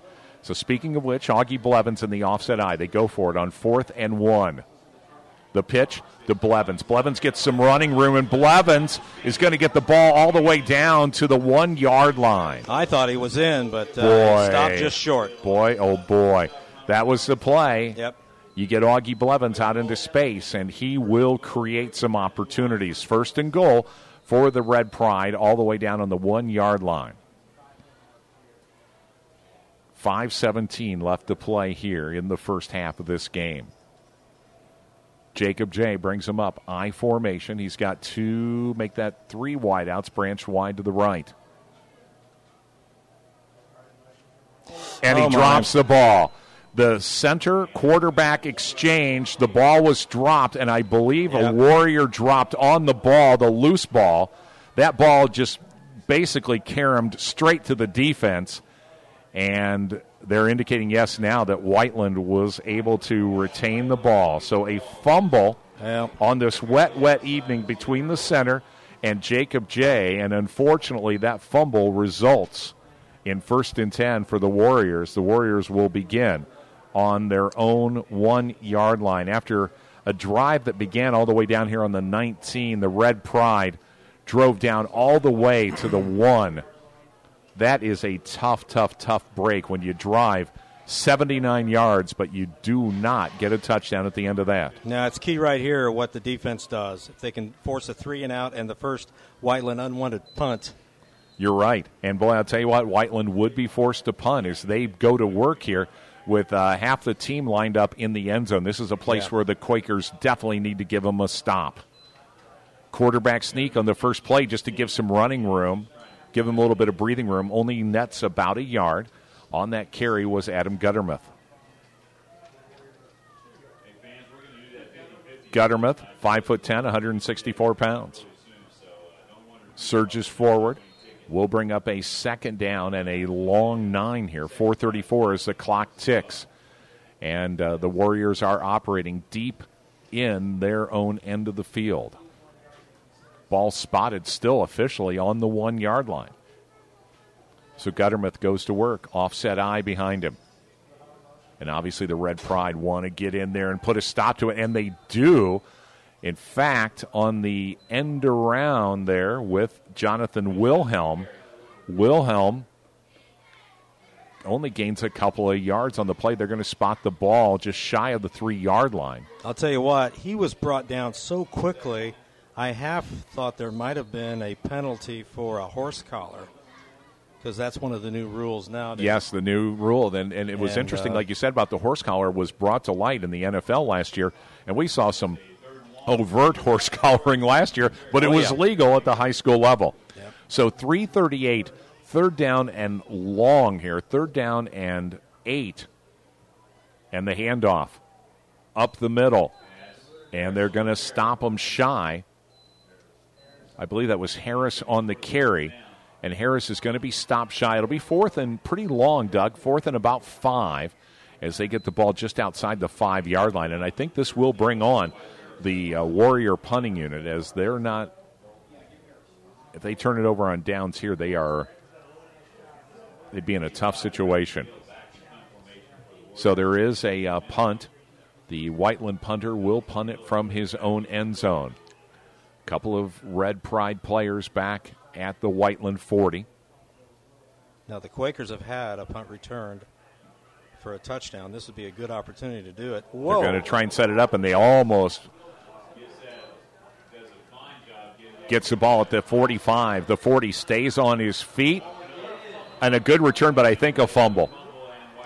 Unfortunately, a fumble at the end of that. Wow, three loose balls. Yeah, we've always talked about the turnovers are going to be a tough one. That was Josh Miller on the return, and unfortunately Josh coughed it up after the Whiteland Warriors were forced to punt from their own end zone. That would have been first and goal, or make that first and 10 on the Whiteland 36-yard line, as it is. Yeah. Now here Whiteland has an opportunity with all this field behind them to do some things they were doing before. They weren't able to do it with their backs to the end zone, but they can do it now. So the Warriors are going to get another crack of it at their own 36. Back to pass, rolls to his left. He's going to tuck the ball and run with it. He's going to get forced out of bounds about the 40-yard line. So Guttermouth, on the rollout, manages to turn what would have been a broken play into a gain of about 3. So 2:27, the clock stops on the out-of-bounds play, and the very dangerous Warriors are going to seemingly get the final offensive series of the first half here, leading 21-7 over the home team Quakers. Surprised there was not a flag. A lot of strange movement right before the snap of that ball, right before Harris ran it up the middle. Harris will bring them very close to a first down. Yeah, I think now the Warriors, shy. The Warriors are going to be shy of a first down, but this is interesting. They don't seem to be in a real rush to get this off unless this is part of the deception. Yeah. But they are sort of taking their own time as the clock is inside 2 minutes here. It'll be 3rd and 1. The ball is at their own 45-yard line. Guttermouth, offset eye, puts a man in motion. The handoff up the middle, gets some running room, breaks a tackle. Finally brought down by Josh Miller, but not before they get a first down. On the carry was Aaron Harris. Well, you might as well do that. I can understand the coach's sense here because you still have plenty of time, even in high school ball. You're at midfield, you've got a first down, a minute and a half to go, and you can run pretty much at will. The only time you couldn't was when you had your backs to the wall. So, I think they're on pace to put some more points on the board. 1:28 left to play here in the first half. The ball is at the midfield stripe. The handoff to Harris. Harris tries to get outside. He got hemmed in, but does manage to break a tackle. Flag on the play, almost bringing him down in the backfield. That was Caleb Witt who interfered with that play, and I'm going to guess this will be a hold downfield as Harris managed to get some running room around the left-hand side as the Zebras confer. Well, he did such a great job out-pursuing everyone to the edge, and when they all went down, I suspect everyone kind of figured out why they did. That's not the whole reason for his success, but that might be part of it on this one. It looks like this is going to be coming back. So a hold against the Whiteland Warriors, and that will... it's offsetting now. Oh, offsetting. So there was a... So there's a little frustration on the part of the Quakers over there, which doesn't help their cause any. Now they're going to mark off the offset between the offsetting penalties. So they have to mark one off, then they'll mark it back the opposite direction. It's kind of like in baseball, isn't it, where they hold the glove out to walk somebody? My wife has some interesting thoughts about baseball that would enliven it. Really? Yeah. Like bring more clowns out? Well, actually what she was wanting to do, she was wanting to, when the side strikes out and there are like men left on base, put them back on base when they next come up to bat. Ah, it's like a second chance thing. So then you're looking at 14-9 games. 21-14 games instead of see, there you go. We're getting some 5, scoring. It'll be more 5-4. football-like. Absolutely. So let's get back to this action where it'll be 1st and about 1. The Harris with the run, and that'll be close to the first down there as Aaron Harris He was brought to the ground there on the play was Andre Clark for the Quakers. So they are indicating first down. The clock is going to start ticking again here with about a minute left. 21-7. The Warriors are up. They are just inside the 40-yard line of the Red Pride. The handoff.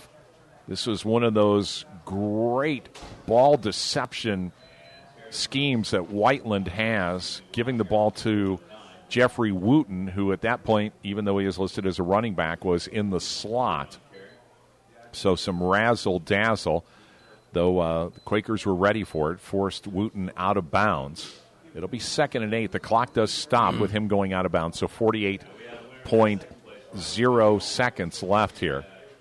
And they are inside the 40-yard line. Their uniforms somewhat reminiscent of the Broncos, so we see number 18. Yep. We're thinking, hey, maybe Peyton's back.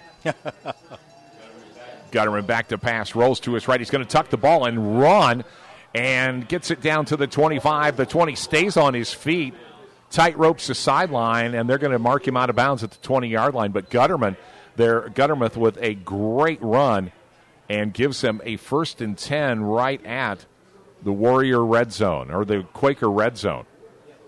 So you are right. I thought to myself, man, these guys are not taking care of the clock, but they've had some out-of-bounds plays, and they've had some offensive success. They are driven all the way down to the Quaker 20-yard line.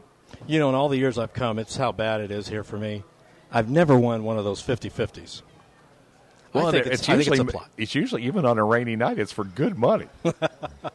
That's why they call it gambling. The handoff. Left side picks up some running room. A good stop on the play. That was Jonathan Wilhelm. And on the stop was Grayson Goodbar, the junior linebacker, and the timeout called by Whiteland. So Whiteland with another successful carry will set up a 2nd down and about 5. The ball is just outside the 10-yard line. I think they're probably going to come up with a play that they want to do, probably to spike the ball if it doesn't work, so that it save as much time as possible to put another 6 on the board. Whiteland knocking on the door once again, and Ray's Trash Service is the largest independent recycling and waste disposal operation in the Indianapolis area. Ray's Trash Service is a family-operated business that has been providing the Indianapolis area with quality recycling, garbage removal, and waste disposal services since 1965. Call Donnie Matthews at 317-539-2024. Well, the Quakers facing a very tough Whiteland Warrior team here on senior night. And boy, have we had some rain here tonight, Doug. It's gone from persistent drizzle to just down and out rain. The ball is spotted. They're going to spot the ball on the 11. They're calling it 2nd and 1 for Whiteland. And as you said, the clock will stop briefly if they can get a 1st down here. Gutterman, handoff. Up the middle, has some running room, and once again, Harris, and just no tackling. No. I heard the sound you made. You made the sound of no tackling up the middle as Aaron Harris will set him up 1st and goal, and they're calling the play quickly, and they'll be ready to go here as they are 1st and goal. The ball is on the 3-yard line, and Harris just with little or no opposition running up the middle. Guttermuth, back to pass, make that hands off. And he gets run out of bounds, ran into a bunch of people. That was Zach Duff. Duff, the running back, was in the slot position. And another one of those great plays where it looked like they were back to pass. And Duff forced out of bounds, doing 2 things, stopping the clock and getting the ball down to the 1-yard line. Yep. Where it will be 2nd and goal. And the Quakers need to stop them here if they don't want to go down 4-1 here in the first half. Guttermuth, another man in motion. The handoff to the up back, surges forward, and they're going to indicate touchdown. That was either Harris or Wilhelm on the carry. I'm going to guess No, possibly Wilhelm. I believe that was Wilhelm that is going off to the sideline. So Wilhelm on the carry and make that 4 touchdowns for the Warriors here in the first half.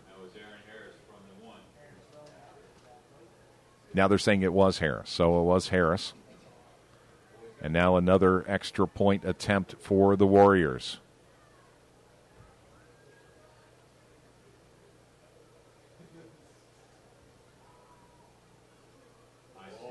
High snap, they mishandled, and he's going to be pulled down. So no attempt there. And instead of 28 points, it'll be 27 points for the Whiteland Warriors. So with 8 seconds left, the Warriors go up by a score of 27-7 here on senior night in Plainfield. And, boy, you talk about some halftime adjustments, Doug. They're going to have to make some. Well, I think the first adjustment is they need to bring in 1 or 2 former Colts. They needed an answer. Yeah, defensively they have no answer for either Gudemuth or Aaron Harris, and they need to find one. And they're, like you mentioned, they're just being pushed all over the field on both sides of the line.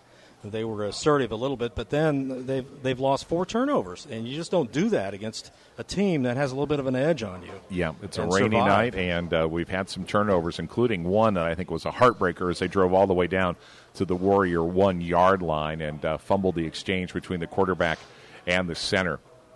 So Plainfield will have possibly one offensive play following this return. We'll see if they can translate that into any offense here, but more likely than not, we will go into the locker room. A squib kick. It will stay on the ground through the hands of a couple of Quakers. They'll finally just drop on the ball. That was kind of a Keystone Cops return as the ball, it's a wet one. Yep. The old wet willy as the ball goes down to the 21-yard line, but importantly, Plainfield does manage to retain possession despite the fact it was touched by a couple of Quakers as it rolled down to the 21-yard line. So 1st and 10, my guess is we'll just see the so-called victory formation here, and they'll be content to go in the locker room down by a score of 27-7. And indeed, that is the case. So 27-7 is our halftime score. I'm Jay Baker along with Doug Edens, and you are enjoying Plainfield varsity football. It is brought to you by a host of companies that have made this a possibility here tonight, including 3 Pints Brew Pub, the Beacon Sign Company, Julia Berberich of Remax Centerstone, County West Sports, the Hardware Store, Jimmy John's, Carey Digital, Copy Company Office Solutions, Ray's Trash, and the Niagara Bottling Company. We'd also like to thank the Hendricks County Flyer for making tonight's video broadcast possible. And I will tell you what's made tonight's video broadcast possible, Doug, is the fact that we are inside because it is a wet night here tonight in Plainfield. And I know when we were setting up the equipment, it was just some light rain, and I thought, well, maybe we're going to get lucky tonight because the official forecast called for showers to end. But if nothing else, it seems like the showers have increased. This is a very, very persistently rainy night, and the Quakers find themselves down by a score of 27-7. Yeah. Whiteland just has a little bit more on the ball tonight. They're a little stronger, it looks like, on both sides of the line. And Plainfield's going to have to come up with something, or they're going to be run out of this game.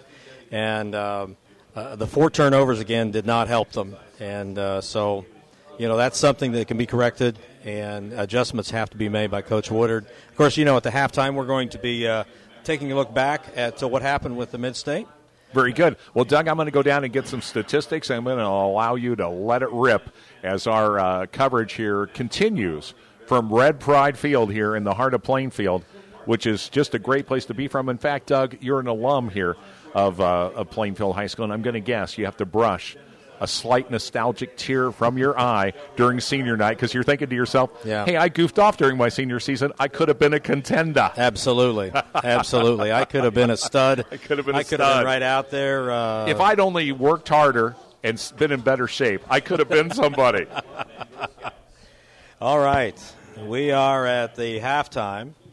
And this is senior night, as Jay mentioned. I'm Doug Edens, and for this halftime report, we're going to take a look at the Mid-State from last week. We're also going to be taking a look, if we have time, at the county schools as well, what's going on with them, their records, and also what might be going on with them sectional-wise. We're going to be looking at the Mid-State, including Plainfield, their sectional as well. Last week, the Quakers won their second straight.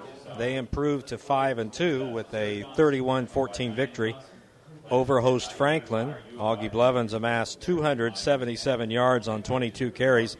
He's going to have to find that magic in the second half, down 20. A trio of touchdowns for Augie as the Quakers shrugged off a 14-7 deficit to tie the contest before halftime at 14-all. Plainfield then pitched a shutout for the second half. Franklin's Ross Barr, who piled up 162 yards on his own, 32 carries against the Red Pride, scored a pair of Cub touchdowns to stake Franklin to that 14-7 lead after Blevins ripped off a 57-yard sprint for Plainfield's first score. Following Blevins' tying score, a 40-yard run tied the game going into the locker. Chad Middleton set the pace for the Quakers in the second half, returning the kickoff 95 yards for a touchdown. That basically was the gamer for the Red Pride. Morgan Haggie's 22-yard chip shot field goal gave Plainfield a 24-14 margin in the balance of the third period, and Blevins' final run of 14 yards sealed it for the Quakers at 31-14. Franklin slips to 3-4 on the year. Elsewhere, Mid-State leading Greenwood continued on a quest toward that perfect season. They thrashed Decatur Central 52-17, and there's nowhere better to do that than on the home field of the Hawks.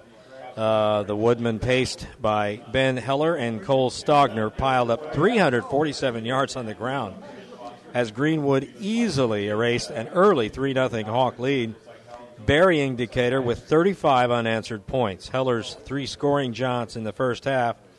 Stogner's scoring run gave the Woodmen a 28-3 halftime bulge that they would never relinquish. Stogner's second score in the third period gave Greenwood a 32-point margin. Decatur answered on Dakota Sidwell's 1-yard plunge and trailed 35-9. But Heller's fourth quarter score made it 42-9 with the Woodmen ahead. Tommy Stevens grabbed a 14-yard scoring throw from Taylor Douglas, and their 2-point try added to Decatur's score. But at 42-17, the game, of course, was well out of hand. Greenwood added the final 10 in the last period, including a 24-yard field goal by Griffin Oakes, which kind of raised my eyebrow. Decatur slips to 3-4. Greenwood is perfect at 7-0. Martinsville improved to 5-2 on the year, 49-39, 88 points between these two defensive stalwarts. 49-39 shootout with host Roncalli. That's pretty tough when you put 49 on the board against the Roncalli Rebels. It marked the second straight win by the Arties over the Rebels in a tale of two halves. Martinsville easily won the first half, scoring virtually at will in racing to a 36-0 bulge before Roncalli responded on Aaron Schnell's 10-yard touchdown reception from Cameron Smock. That cut into Martinsville's lead at 36-8. Both teams traded scores through a wild second half. Roncalli outscoring the visiting Artesians 31-13, but the first half defensive lapse would cost the Rebels the game. Kane Liscombe, Mason Cuttriff, John Swati, Dallas Fuller, and Noah Davis all hit pay dirt for Martinsville in the win, while Cuttriff was 19 of 29 passing for 318 yards, 3 scoring throws. Both teams combined for 786 passing yards and 6 touchdowns. And finally, Whiteland improved last week to 4-3 and kept Mooresville winless with a 40-7 win at home. The Warriors, paced by Aaron Harris, 145 yards rushing, and Jacob Anderson's 107 yards receiving, raced to a quick 21-0 first period lead before Mooresville would answer. Aaron Harris and Mark Shaw scored on runs and sandwiched Dylan Whitaker's interception return to put the beleaguered Pioneers on their heels. Zane Odell would catch a 30-yard touchdown pass for Mac Norton for Mooresville, but Whiteland would blank Mooresville the rest of the way.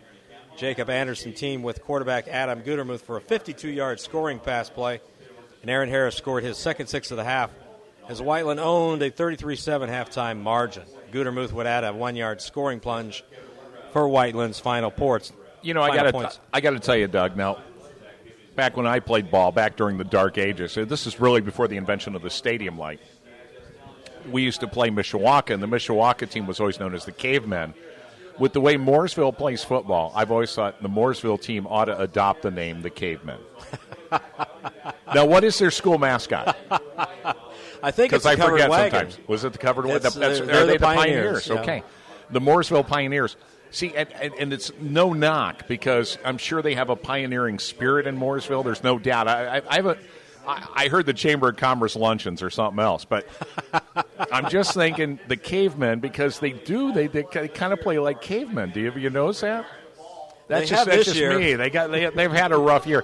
Well, speaking of rough years and speaking of the Whiteland Warriors coming in and mopping up, let's talk just a little bit. And this may be kind of an extended halftime as we have senior night and a lot of the senior parents. I've never seen rain gear look so good here tonight. We're seeing a lot of it. But on our first half stats, first downs, Whiteland with 12, only 5 for Plainfield. Now, really, when we look at the stats tonight, we're looking at an overall lack of offensive performance. Yeah. We are going to get down to one of the statistics here called fumbles.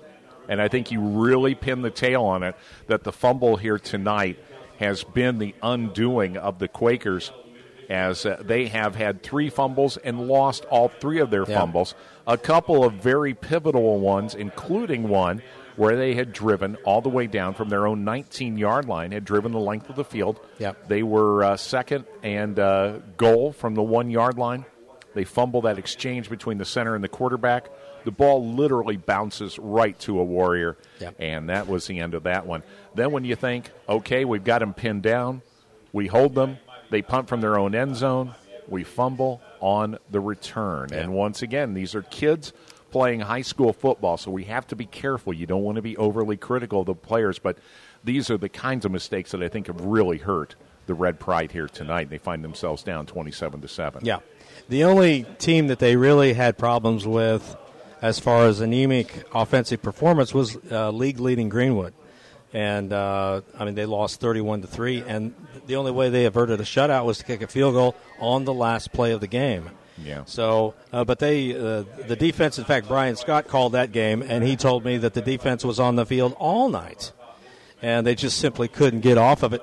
And it looks like that was the same way here tonight, too. In this first half, at least, they could not force a 3-and-out, except when Whiteland was very, very conservative with their backs to the wall. Absolutely. Well, 36 rushing carries, rushing attempts for the Warriors, netting 192 first-half rushing yards. So that rush has really, really, really hurt. As you mentioned before in your report, this Aaron Harris, he's the real deal. Yeah. On the other side of the ball, you've got the real deal with Augie Blevins, but he's been hemmed in tonight.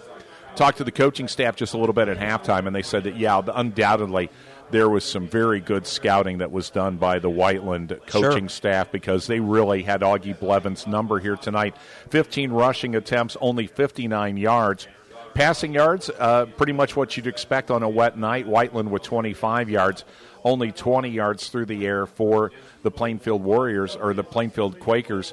The Quakers, though, 2-2 in the passing department. So that quarterback rating, that 142 perfect rating, pretty much the perfect rating for Jacob J. But I'm sure that he would certainly trade in a few touchdowns for some incomplete passes here tonight. 1 of 4 through the air on the other side from Guttermouth, and no fumbles for Whiteland. Yeah. Here's what's interesting. Whiteland could have really been hurt by the penalties here tonight, 5 of them resulting in the loss of 60 yards. Only 1 penalty against the Quakers for 15 yards. The Quakers, frankly, are playing a great ball game with the exception of those turnovers and then just having no ability to stop Aaron Harris. Yeah, again, like we've seen on tape, they just don't match up well man-to-man on those lines. And so if you have that kind of scenario, the coach has got to come up with something to kind of offset that. So we'll see what happens in the second half. We'll also see what happens. Will Coach Woodard open it up down 20? Good point. And as we've always said, there's always some certain wisdoms that happen in football. One of them being is, there's a team that's 0-4 in the NFL, the Saints. Sure. But the passing statistics for their quarterback, pretty impressive. They're overwhelming. Because of the fact that, hey, they've had to pretty much come from behind in every single game. Yeah. And but not enough to win those games. But, yes, great point here tonight. The only caveat to opening it up, this has been such an incredibly wet night. The refs have been doing a great job shielding the ball with the towel to the last minute. And, that takes some work. They do have the dry bag of balls, so they have been rotating in dry balls. But, man, it has just been an absolutely soggy evening here tonight. Yeah. You feel bad, frankly, for anybody that has to sit in the stands and enjoy tonight's game because I'm not sure they're enjoying the game. I think they're here to bolster their players on. And I'm sure for the Red Pride faithful, this has to be a tough one here tonight because they've had a good season. This has been a turnaround season for them. But Whiteland has come in, and the last time I saw Whiteland play was a couple of years ago. And Whiteland, to me, always just kind of hangs in there. I think the coaching staff has started to turn things around. Darren Fisher, their head coach, to me, they are reminiscent of a team that is good but not great. Maybe they're always a couple players away from being great. But as you said, when they came up here tonight to Plainfield, they wanted to spoil senior night, and I think they have. Yeah, and they're if they play as well in this second half, they will. They'll do it going away. So we will see. So we are about 6 minutes away from action here tonight on a very, very soggy night in Plainfield. A look at the statistics. Thank you, Doug, for a preview and review of what is going on around us because, frankly, these games become very interesting. The one loss not quite as important as we enter sectional and then championship play because we've seen certainly the model of teams like Indianapolis Cathedral Football, which is a team that we cover on WNDE, and they purposely play nationally ranked opponents. Mm-hmm. Oftentimes, they'll go into the playoffs with a 500 or less winning percentage, but because they played such top talent, they go in pretty prepared for championship season. These games really mean a lot to fine-tune your team as you head into championship play. Well, see, I remember a few years back when Mark Bless was the coach at Mooresville. I was down there, I'm not sure why, but I was down there watching him play Roncalli.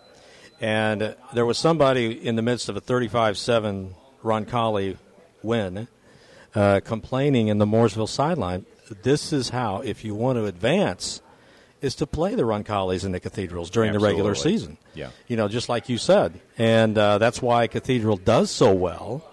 Of course, now with the new ranking systems they're going to be coming out with, we'll see what they do against other, if they should be promoted to 5A. Well, you've had the opportunity to work with Brian Scott, and I will tell you that both you and Brian are far more intuitive about high school sports than I am. But I see this addition from 5A to 6A and spreading the court and then moving some teams up and down depending on some past performances.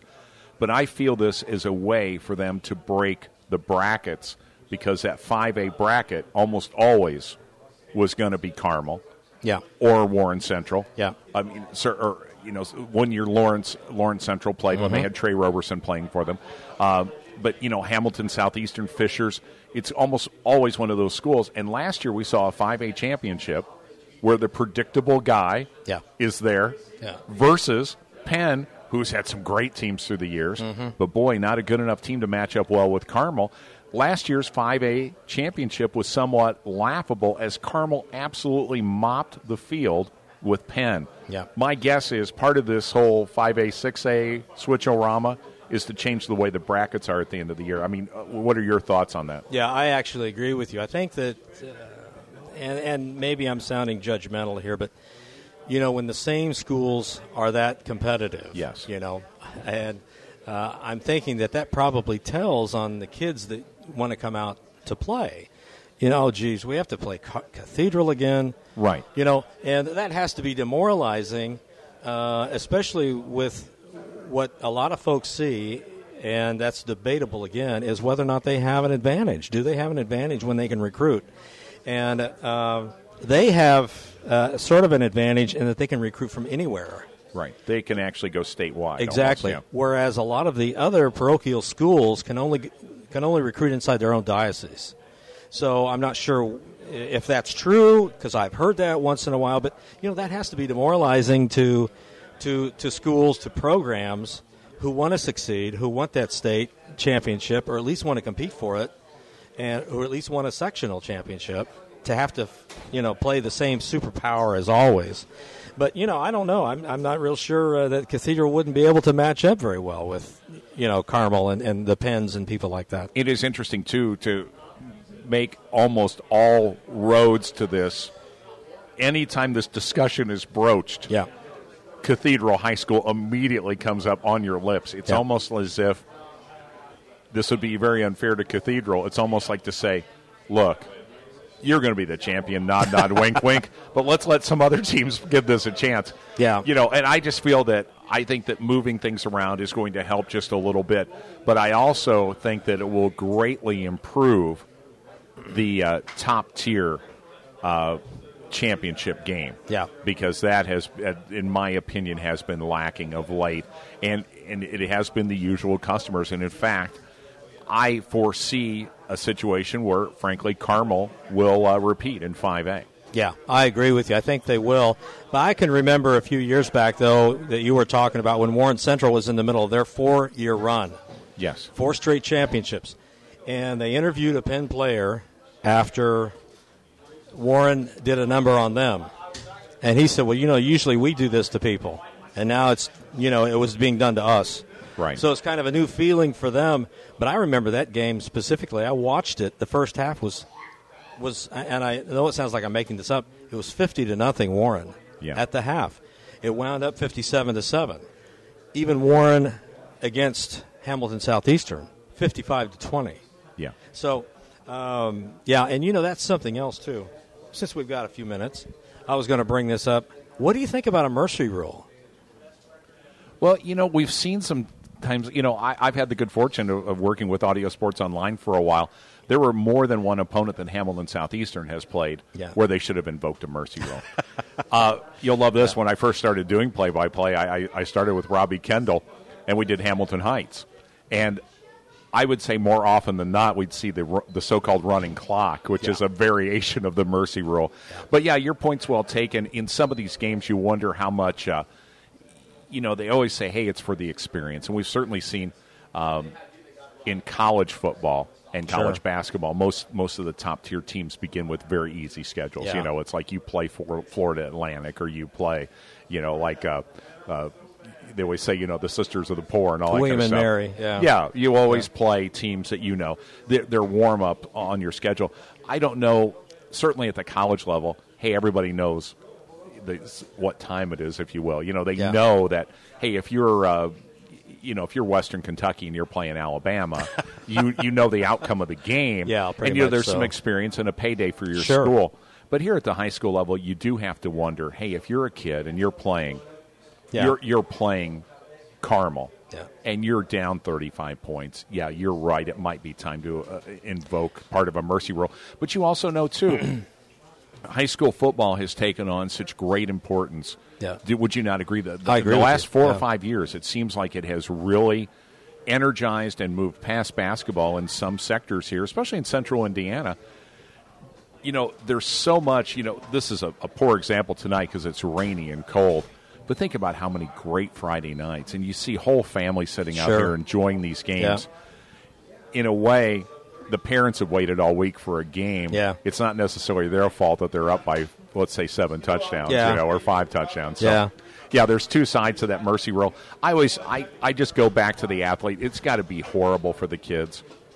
And, we've seen this, too. Where Plainfield, in the brackets they've been in, if they make it past the first round, they oftentimes play an Indianapolis school. Yeah. And Plainfield is so much better than many of the, what has been in the 3A and 4A Indianapolis schools that it's laughable because Plainfield, even though they have struggled at times, they had a rough year last year. Yeah. This is still a team that's got a great core, and I call it that suburban core, even though that's not the technical term.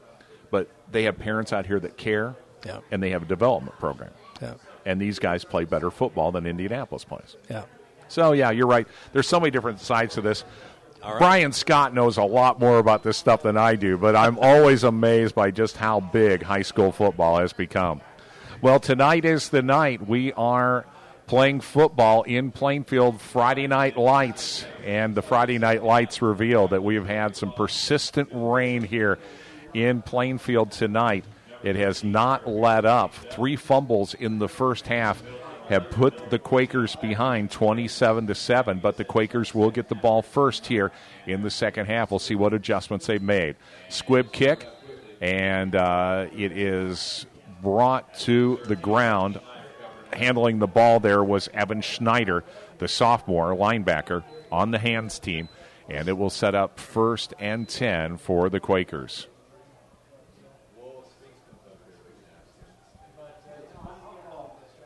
Boy, as you said about making some adjustments here at halftime, one of those adjustments is going to be can they open this game up, and that's a good question as they commence here on their own 32-yard line. Augie Blevins, who was curtailed a little bit in the first half, surges forward, a gain of about 5, ball just inside the 49-yard line. And that's a good start. That's what you want to do. You want to establish something early, try to set them up for later. But I'll tell you what, matchup to matchup, Whiteland looks very, very strong. Well, Whiteland came in here tonight. As you said, they had a mission, which was to spoil the Quakers a bit here, spoil the last half of their season, and they have succeeded in that so far. Play action pass, Jacob J. back to pass with position, and another great catch from Chad Middleton. Middleton with a good couple of catches in the first half, picks up where he left off and gives the Quakers a first down deep in Warrior territory. They'll be inside the 30. Well, that was good coverage by the Whiteland Warrior, but the ball was perfectly placed where Blevins was the only one who could get to it. I'm sorry, Chad Middleton. Chad Middleton, to get to it. Just an excellent throw. Another great catch and a good throw there from Jacob J. Blevins up the middle and no go. Once again, runs into the arms. We talked a little bit about Zach Rudolph, 5'10", 276 pounds, and Rudolph is not only large, he's athletic, and he's tough to move out of the way. Yeah, they're just not running very well tackle to tackle. So they're going to have to you do that just to keep the defense honest. So Jacob J. brings him up. I formation. The handoff, Augie Blevins hits the hole, but he was hit in the backfield. Manages to pick up a yard or two. Not much going there. That was Layden Fleming. And Mr. Fleming drops him. That will be a 3rd and 9. The ball is just inside the 30-yard line of the Warriors. So the first test here, a great pass and catch from Middleton puts them where they're at. But now a 3rd and 9 for Jacob J. and company. Play action pass, rolls to his right, has time. Oh, nice throw. That is a nice throw and a terrific catch. That was Garrett Patton, sophomore wide receiver, and Garrett Patton gives him a first down. Nice little crossing route. Plenty of space between him and the defender. And nice catch. Yeah, that's spot what the you ball do. on You the have to catch that 14-yard ball. line.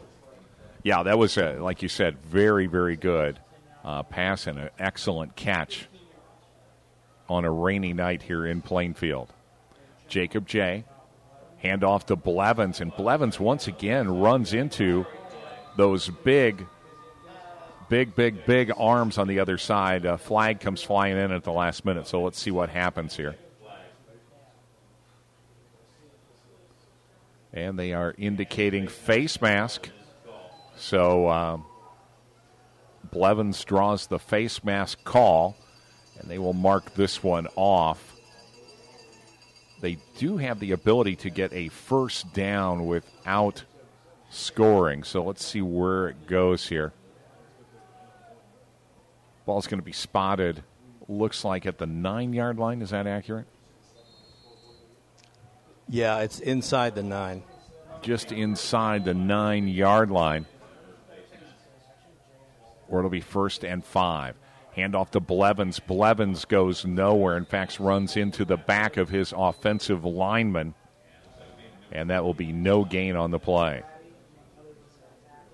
Well, it looks like Whiteland's made some adjustments to shut him down for good in this second half. So we'll see what the Plainfield coaching staff comes up with. That was Nick Ratty at the bottom of the pile. We talked about these wide bodies, 5'9", 199 pounds for Ratty. And no gain on the play. So 2nd and 5, ball's at the 9. Jacob J. under center. Play action pass, rolls to his right, has some time, lofts the ball up, just out of the reach. Tried to get it down to Gabe Burkhart, and Burkhart unable to reel that ball in. That's the first incomplete pass for Jacob J., who's been dead on here tonight. I'm not sure what the penalty's about. It looks like it's against Plainfield. They're starting to walk off. They're talking to the Whiteland captain. Illegal procedure, so dead ball foul, though that sometimes happens if there was a shift at the very end. But that will take 5 yards back, and it will bring up a unless they decline the penalty, Doug. That's I guess that's another option here. Well, now they're marching it back, looks like. So it'll be 2nd and 10. Ball about the 14-yard line, I believe. Yes, so it will be 2nd and 10. So they retain the down, which I think is going to be helpful. They go back to that offset eye, 2 wide receivers to the right. Jacob J., the razzle-dazzle, the pitch, and then the pitch back to Middleton. Middleton is on his feet. Middleton will score. Wow. How about Chad Middleton? A little bit of the razzle-dazzle as they initially hand off to Augie Blevins. Blevins hands off to Chad Middleton coming around from the wide receiver position. And that is Middleton's second touchdown on an end around. Yeah, kind of like the old Statue of Liberty play, only the quarterback doesn't stand there like the statue. And nice run, I'll tell you. Middleton's got some speed. Yeah, he really was hemmed in initially, but managed to get some real estate. The kick is up, and the kick is good. So the Quakers go up on the board first here in the second half. They trail 27-14, but the points were much needed by the Quakers as they strike first here in the second half. Now, defensively, they've got to really start buckling up. Absolutely, they have do. to. Thanks to our friends at the Hendricks County Flyer who have helped make tonight's video webcast possible. Tonight's video webcast also comes complete with some water wings. Please check them out online, as well as watch tonight's game at flyergroup.com. Great night for some football. It's spoiled just a little bit here by the weather, as it has been persistently inclement throughout this evening. I'm Jay Baker along with Doug Edens. This is AudioSportsOnline.com. Thanks for joining our broadcast here tonight. Senior night in Plainfield, the last home game of the year. The Quakers went in the locker room down 27-7. They strike first here in the second half and are trailing 27-14. They finally pick the ball up about the 12-yard line, get the ball out just past the 20. The Warriors will begin their first possession here, 1st and 10 at their own 21-yard line. Well, that's always encouraging to keep them as close to the 20 as possible. Well, as you said, this is where some defensive adjustments are going to have to come in for the Red Pride here in the second half. They have actually had some big trouble handling big Aaron Harris, the senior running back for the Warriors.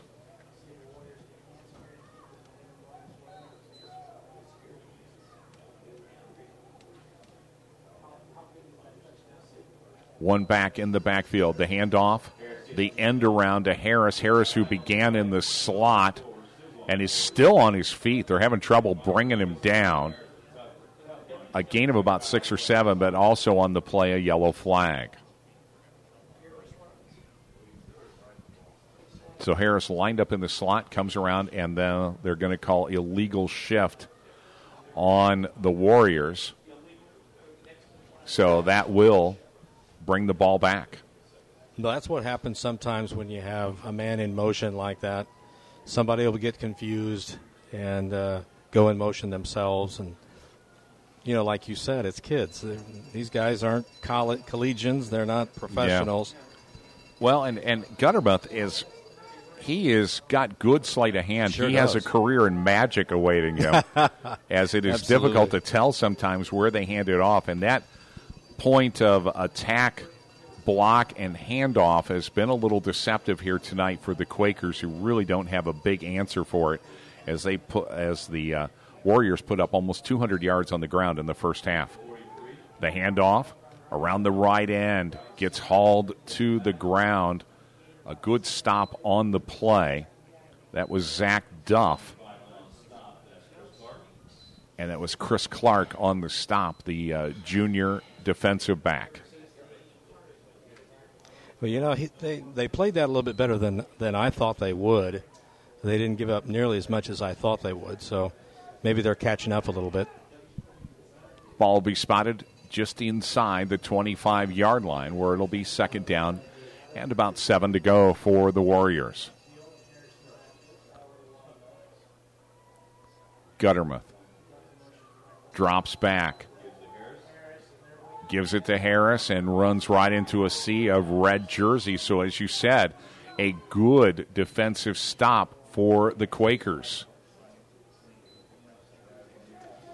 In on the stop was Caleb Sheets and a couple of other Quakers. Well, Coach Darren Fisher of Whiteland knows more than anybody else probably that you don't sit on a lead. You need to convert. You need to shake this off and continue to pound with what got you here. 3rd and 25, an important defensive situation for the Quakers. Back to pass. Has time, hits his receiver over the middle. A great catch. Middleton missed the tackle. The tackle eventually made there by Chris Clark, but not before they gain a significant amount of yardage over the middle, a gain of about 35 yards. They're going to spot the ball inside the Quaker 37-yard line. And that's kind of how you regain momentum, is you strike quickly and you execute. And that's exactly what Whiteland did on that particular play. So Guttermuth goes back to work now. Another set of downs inside Quaker territory at the Quaker 37-yard line. Delayed handoff up the middle. Does get racked up there. Brought to the ground. On the stop there was Lucas Maxwell. Harris picked up about 2 or 3. The ball will be on the 35-yard line.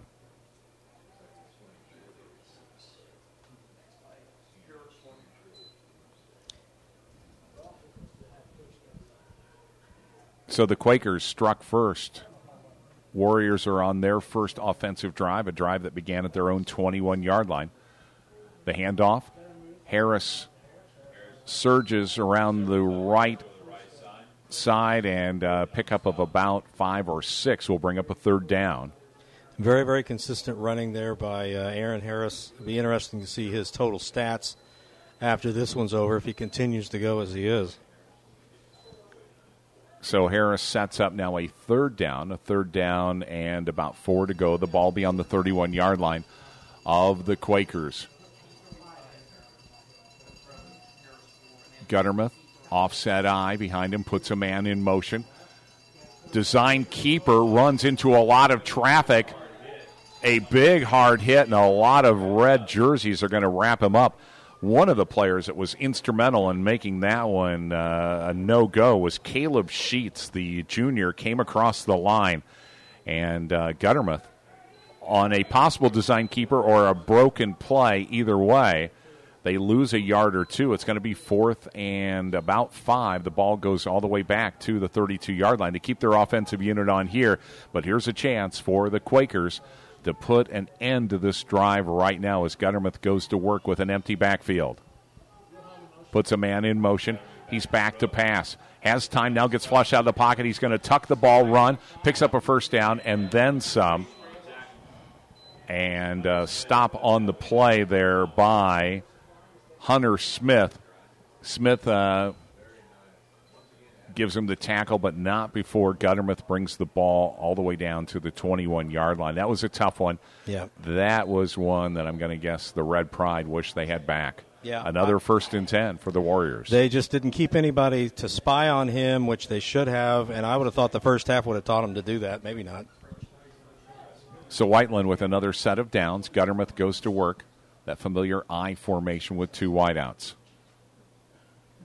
Guttermouth, the handoff up the middle. Harris once again with the ball, and the stop on the play was Grayson Goodbar.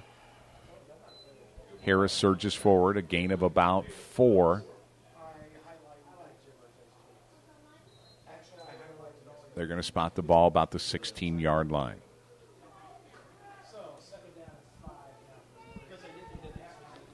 So the Warriors come out, 2nd and 5. Guttermouth under center, as he's been most of this game. The handoff to the end going around, and this time run out of bounds after a very short gain. That was Mark Shaw on the carry. He was forced out of bounds by a couple of Quakers. Held to a short gain. Will bring up a 3rd down.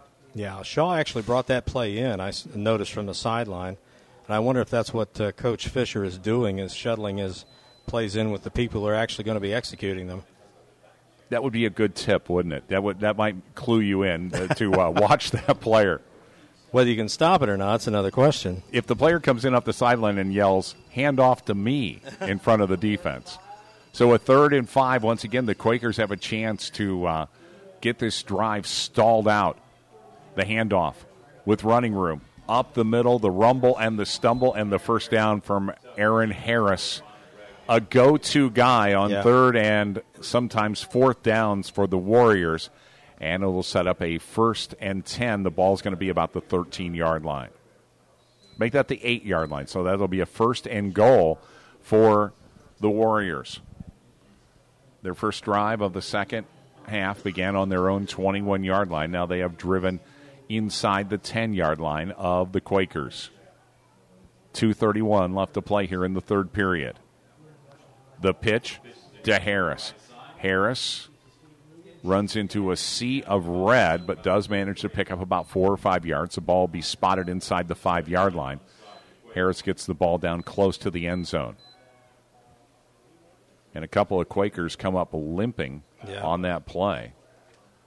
One of them being Chris Clark, who's played a great game here tonight at defensive back.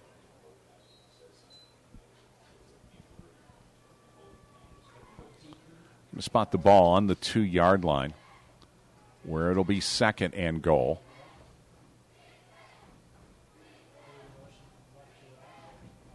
Guttermouth on the keeper, and touchdown. As he was not knocked to the ground at all, stayed on his feet, right over right guard, and another score for the Warriors, whose first possession ends in a TD. Well, so I as you guess said, you you can't let up off the accelerator. No, you really can't. And Coach Fisher is very, very sound, very fundamental. You know, he's got a very talented group. I don't know how they lost 3 games this year, by the way they're playing tonight. But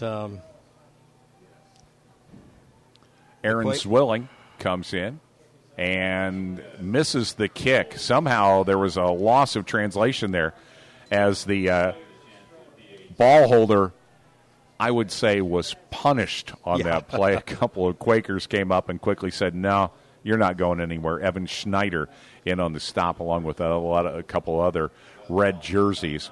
And with 1:43 left to play, the Whiteland Warriors take a 33-14 lead with 1:43 left to play here in the 3rd period. Well, I'm sure this is the last thing that Coach Woodard wanted, was to try to match touchdown for touchdown. Just not going to work. Not tonight. Nope. with Julia Burrich and Bud Green from Remax Centerstone. You can consider it sold. As a team, Julia and Bud have over 20 years of combined commercial and residential sales experience. Their team effort has brought many large-scale commercial projects to Plainfield, and Julia is a continued leader in residential sales across the county. Call Julia today at 317-754-5057 and let her make your next home purchase or selling experience as stress-free as possible. Bit of stress here tonight as the seniors for the Quakers getting pushed around here tonight from the visiting Whiteland Warriors, who are up by a score of 33-14 with 1:43. Quakers get the ball back again. The squib kick handled around the 30, the 35. Stays on his feet. A good return on the play. On the return was Josh Miller. And Miller will give the Red Pride a 1st and 10 on their own 44-yard line or 43-yard line, depending on the spot here. Yep. About the 43-yard line. So Plainfield goes back to work. Their first touchdown, or their first carry of the second half, was Middleton on a end around, his second rushing touchdown of the evening. Jacob J. I formation. Hand off to Augie Blevins, and boy, this has happened to Blevins more often than not here in the second half. Doug, absolutely no real estate. When Blevins hits the hole, there is no hole. Yeah. And no gain. I'm not real sure the logic behind those kind of play calls when it hasn't worked in the first drive. I'm not sure it'll work in the second one.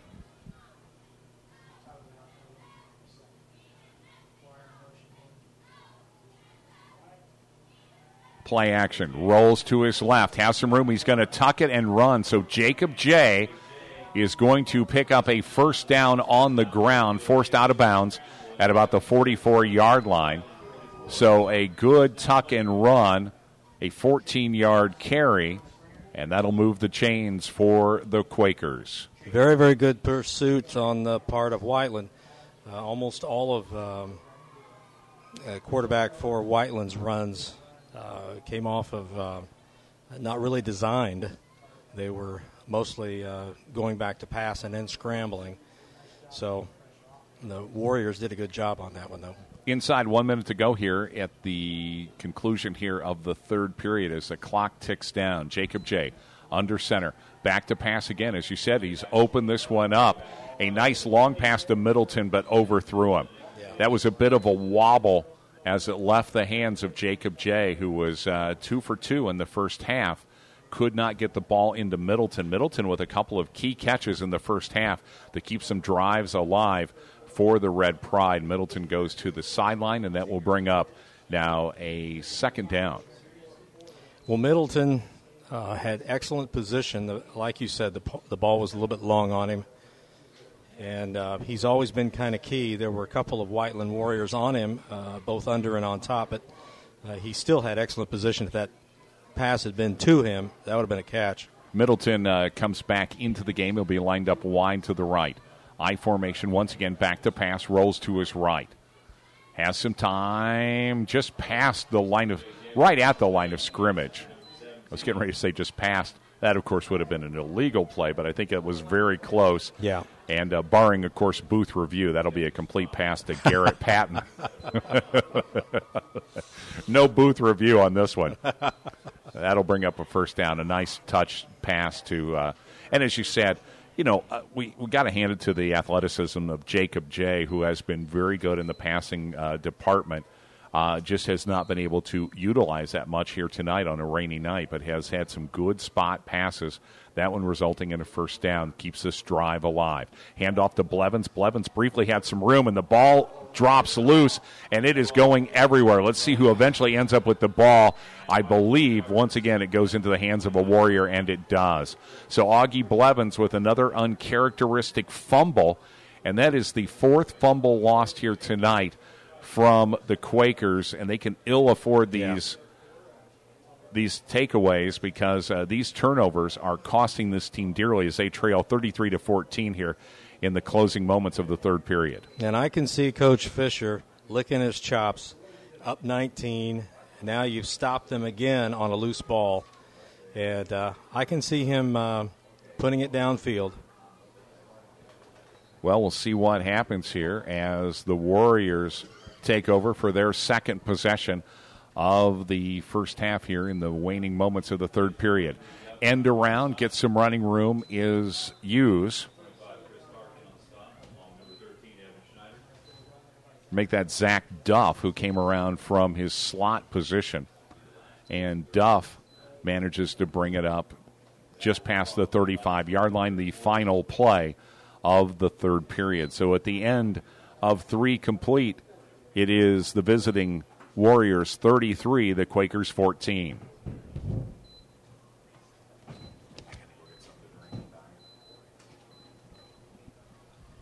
Okay, just while Jay takes a little bit of a break.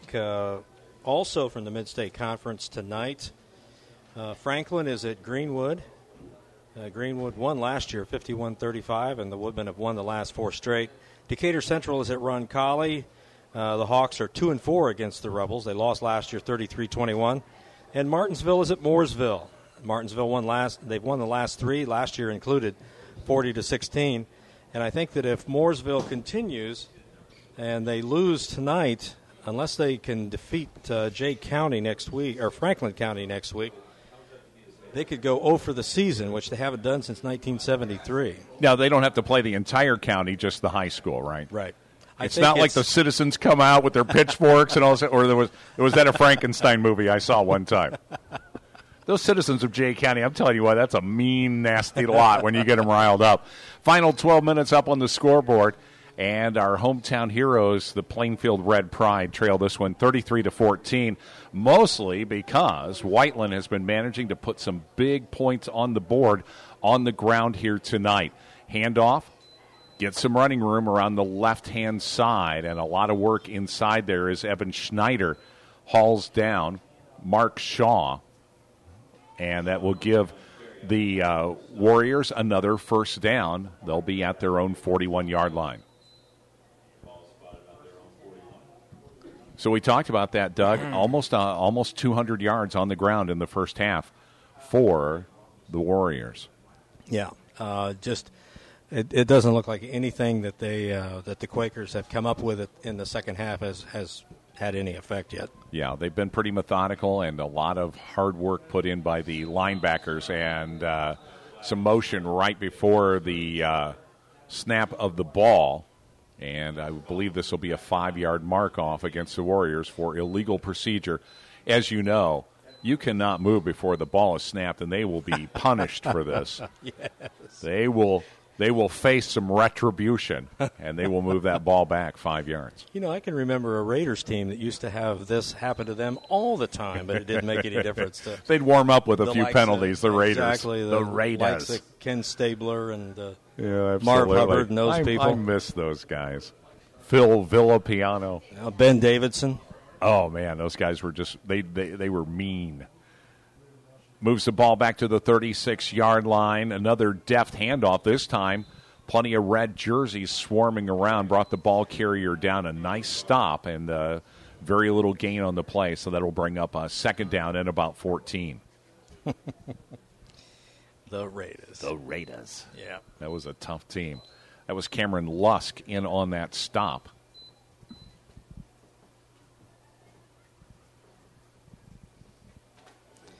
I wouldn't be surprised to watch Coach Fisher go deep on this particular play or the next one. So Whiteland here. The Warriors put a man in motion. Back to pass. Rolls to his right. He's going to tuck the ball and run. Gets out to the 45. Picks up some good yardage. Gets all the way down to the 50-yard line before being stopped on the play there by Evan Schneider. And that was Guttermuth on the quarterback keeper. Not a design play, I don't think, Doug, but he improvised and managed to pick up about 9 yards on the play. It'll bring up third and a long one here. The ball right at the midfield stripe.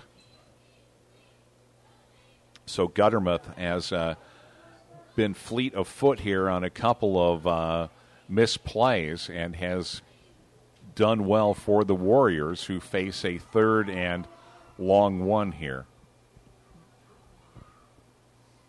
Guttermouth goes to work with that staggered eye right behind him, and once again, possible encroachment here. No movement.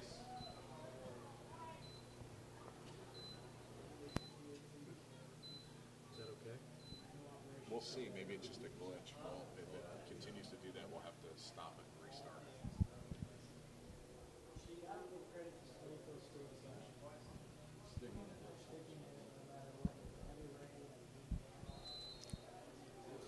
So we're good here.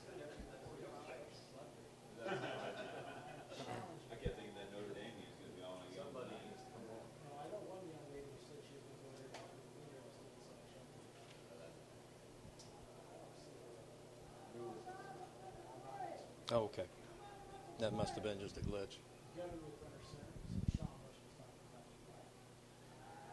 rolls to his left, looks downfield, gets it forward. Leave the Anderson.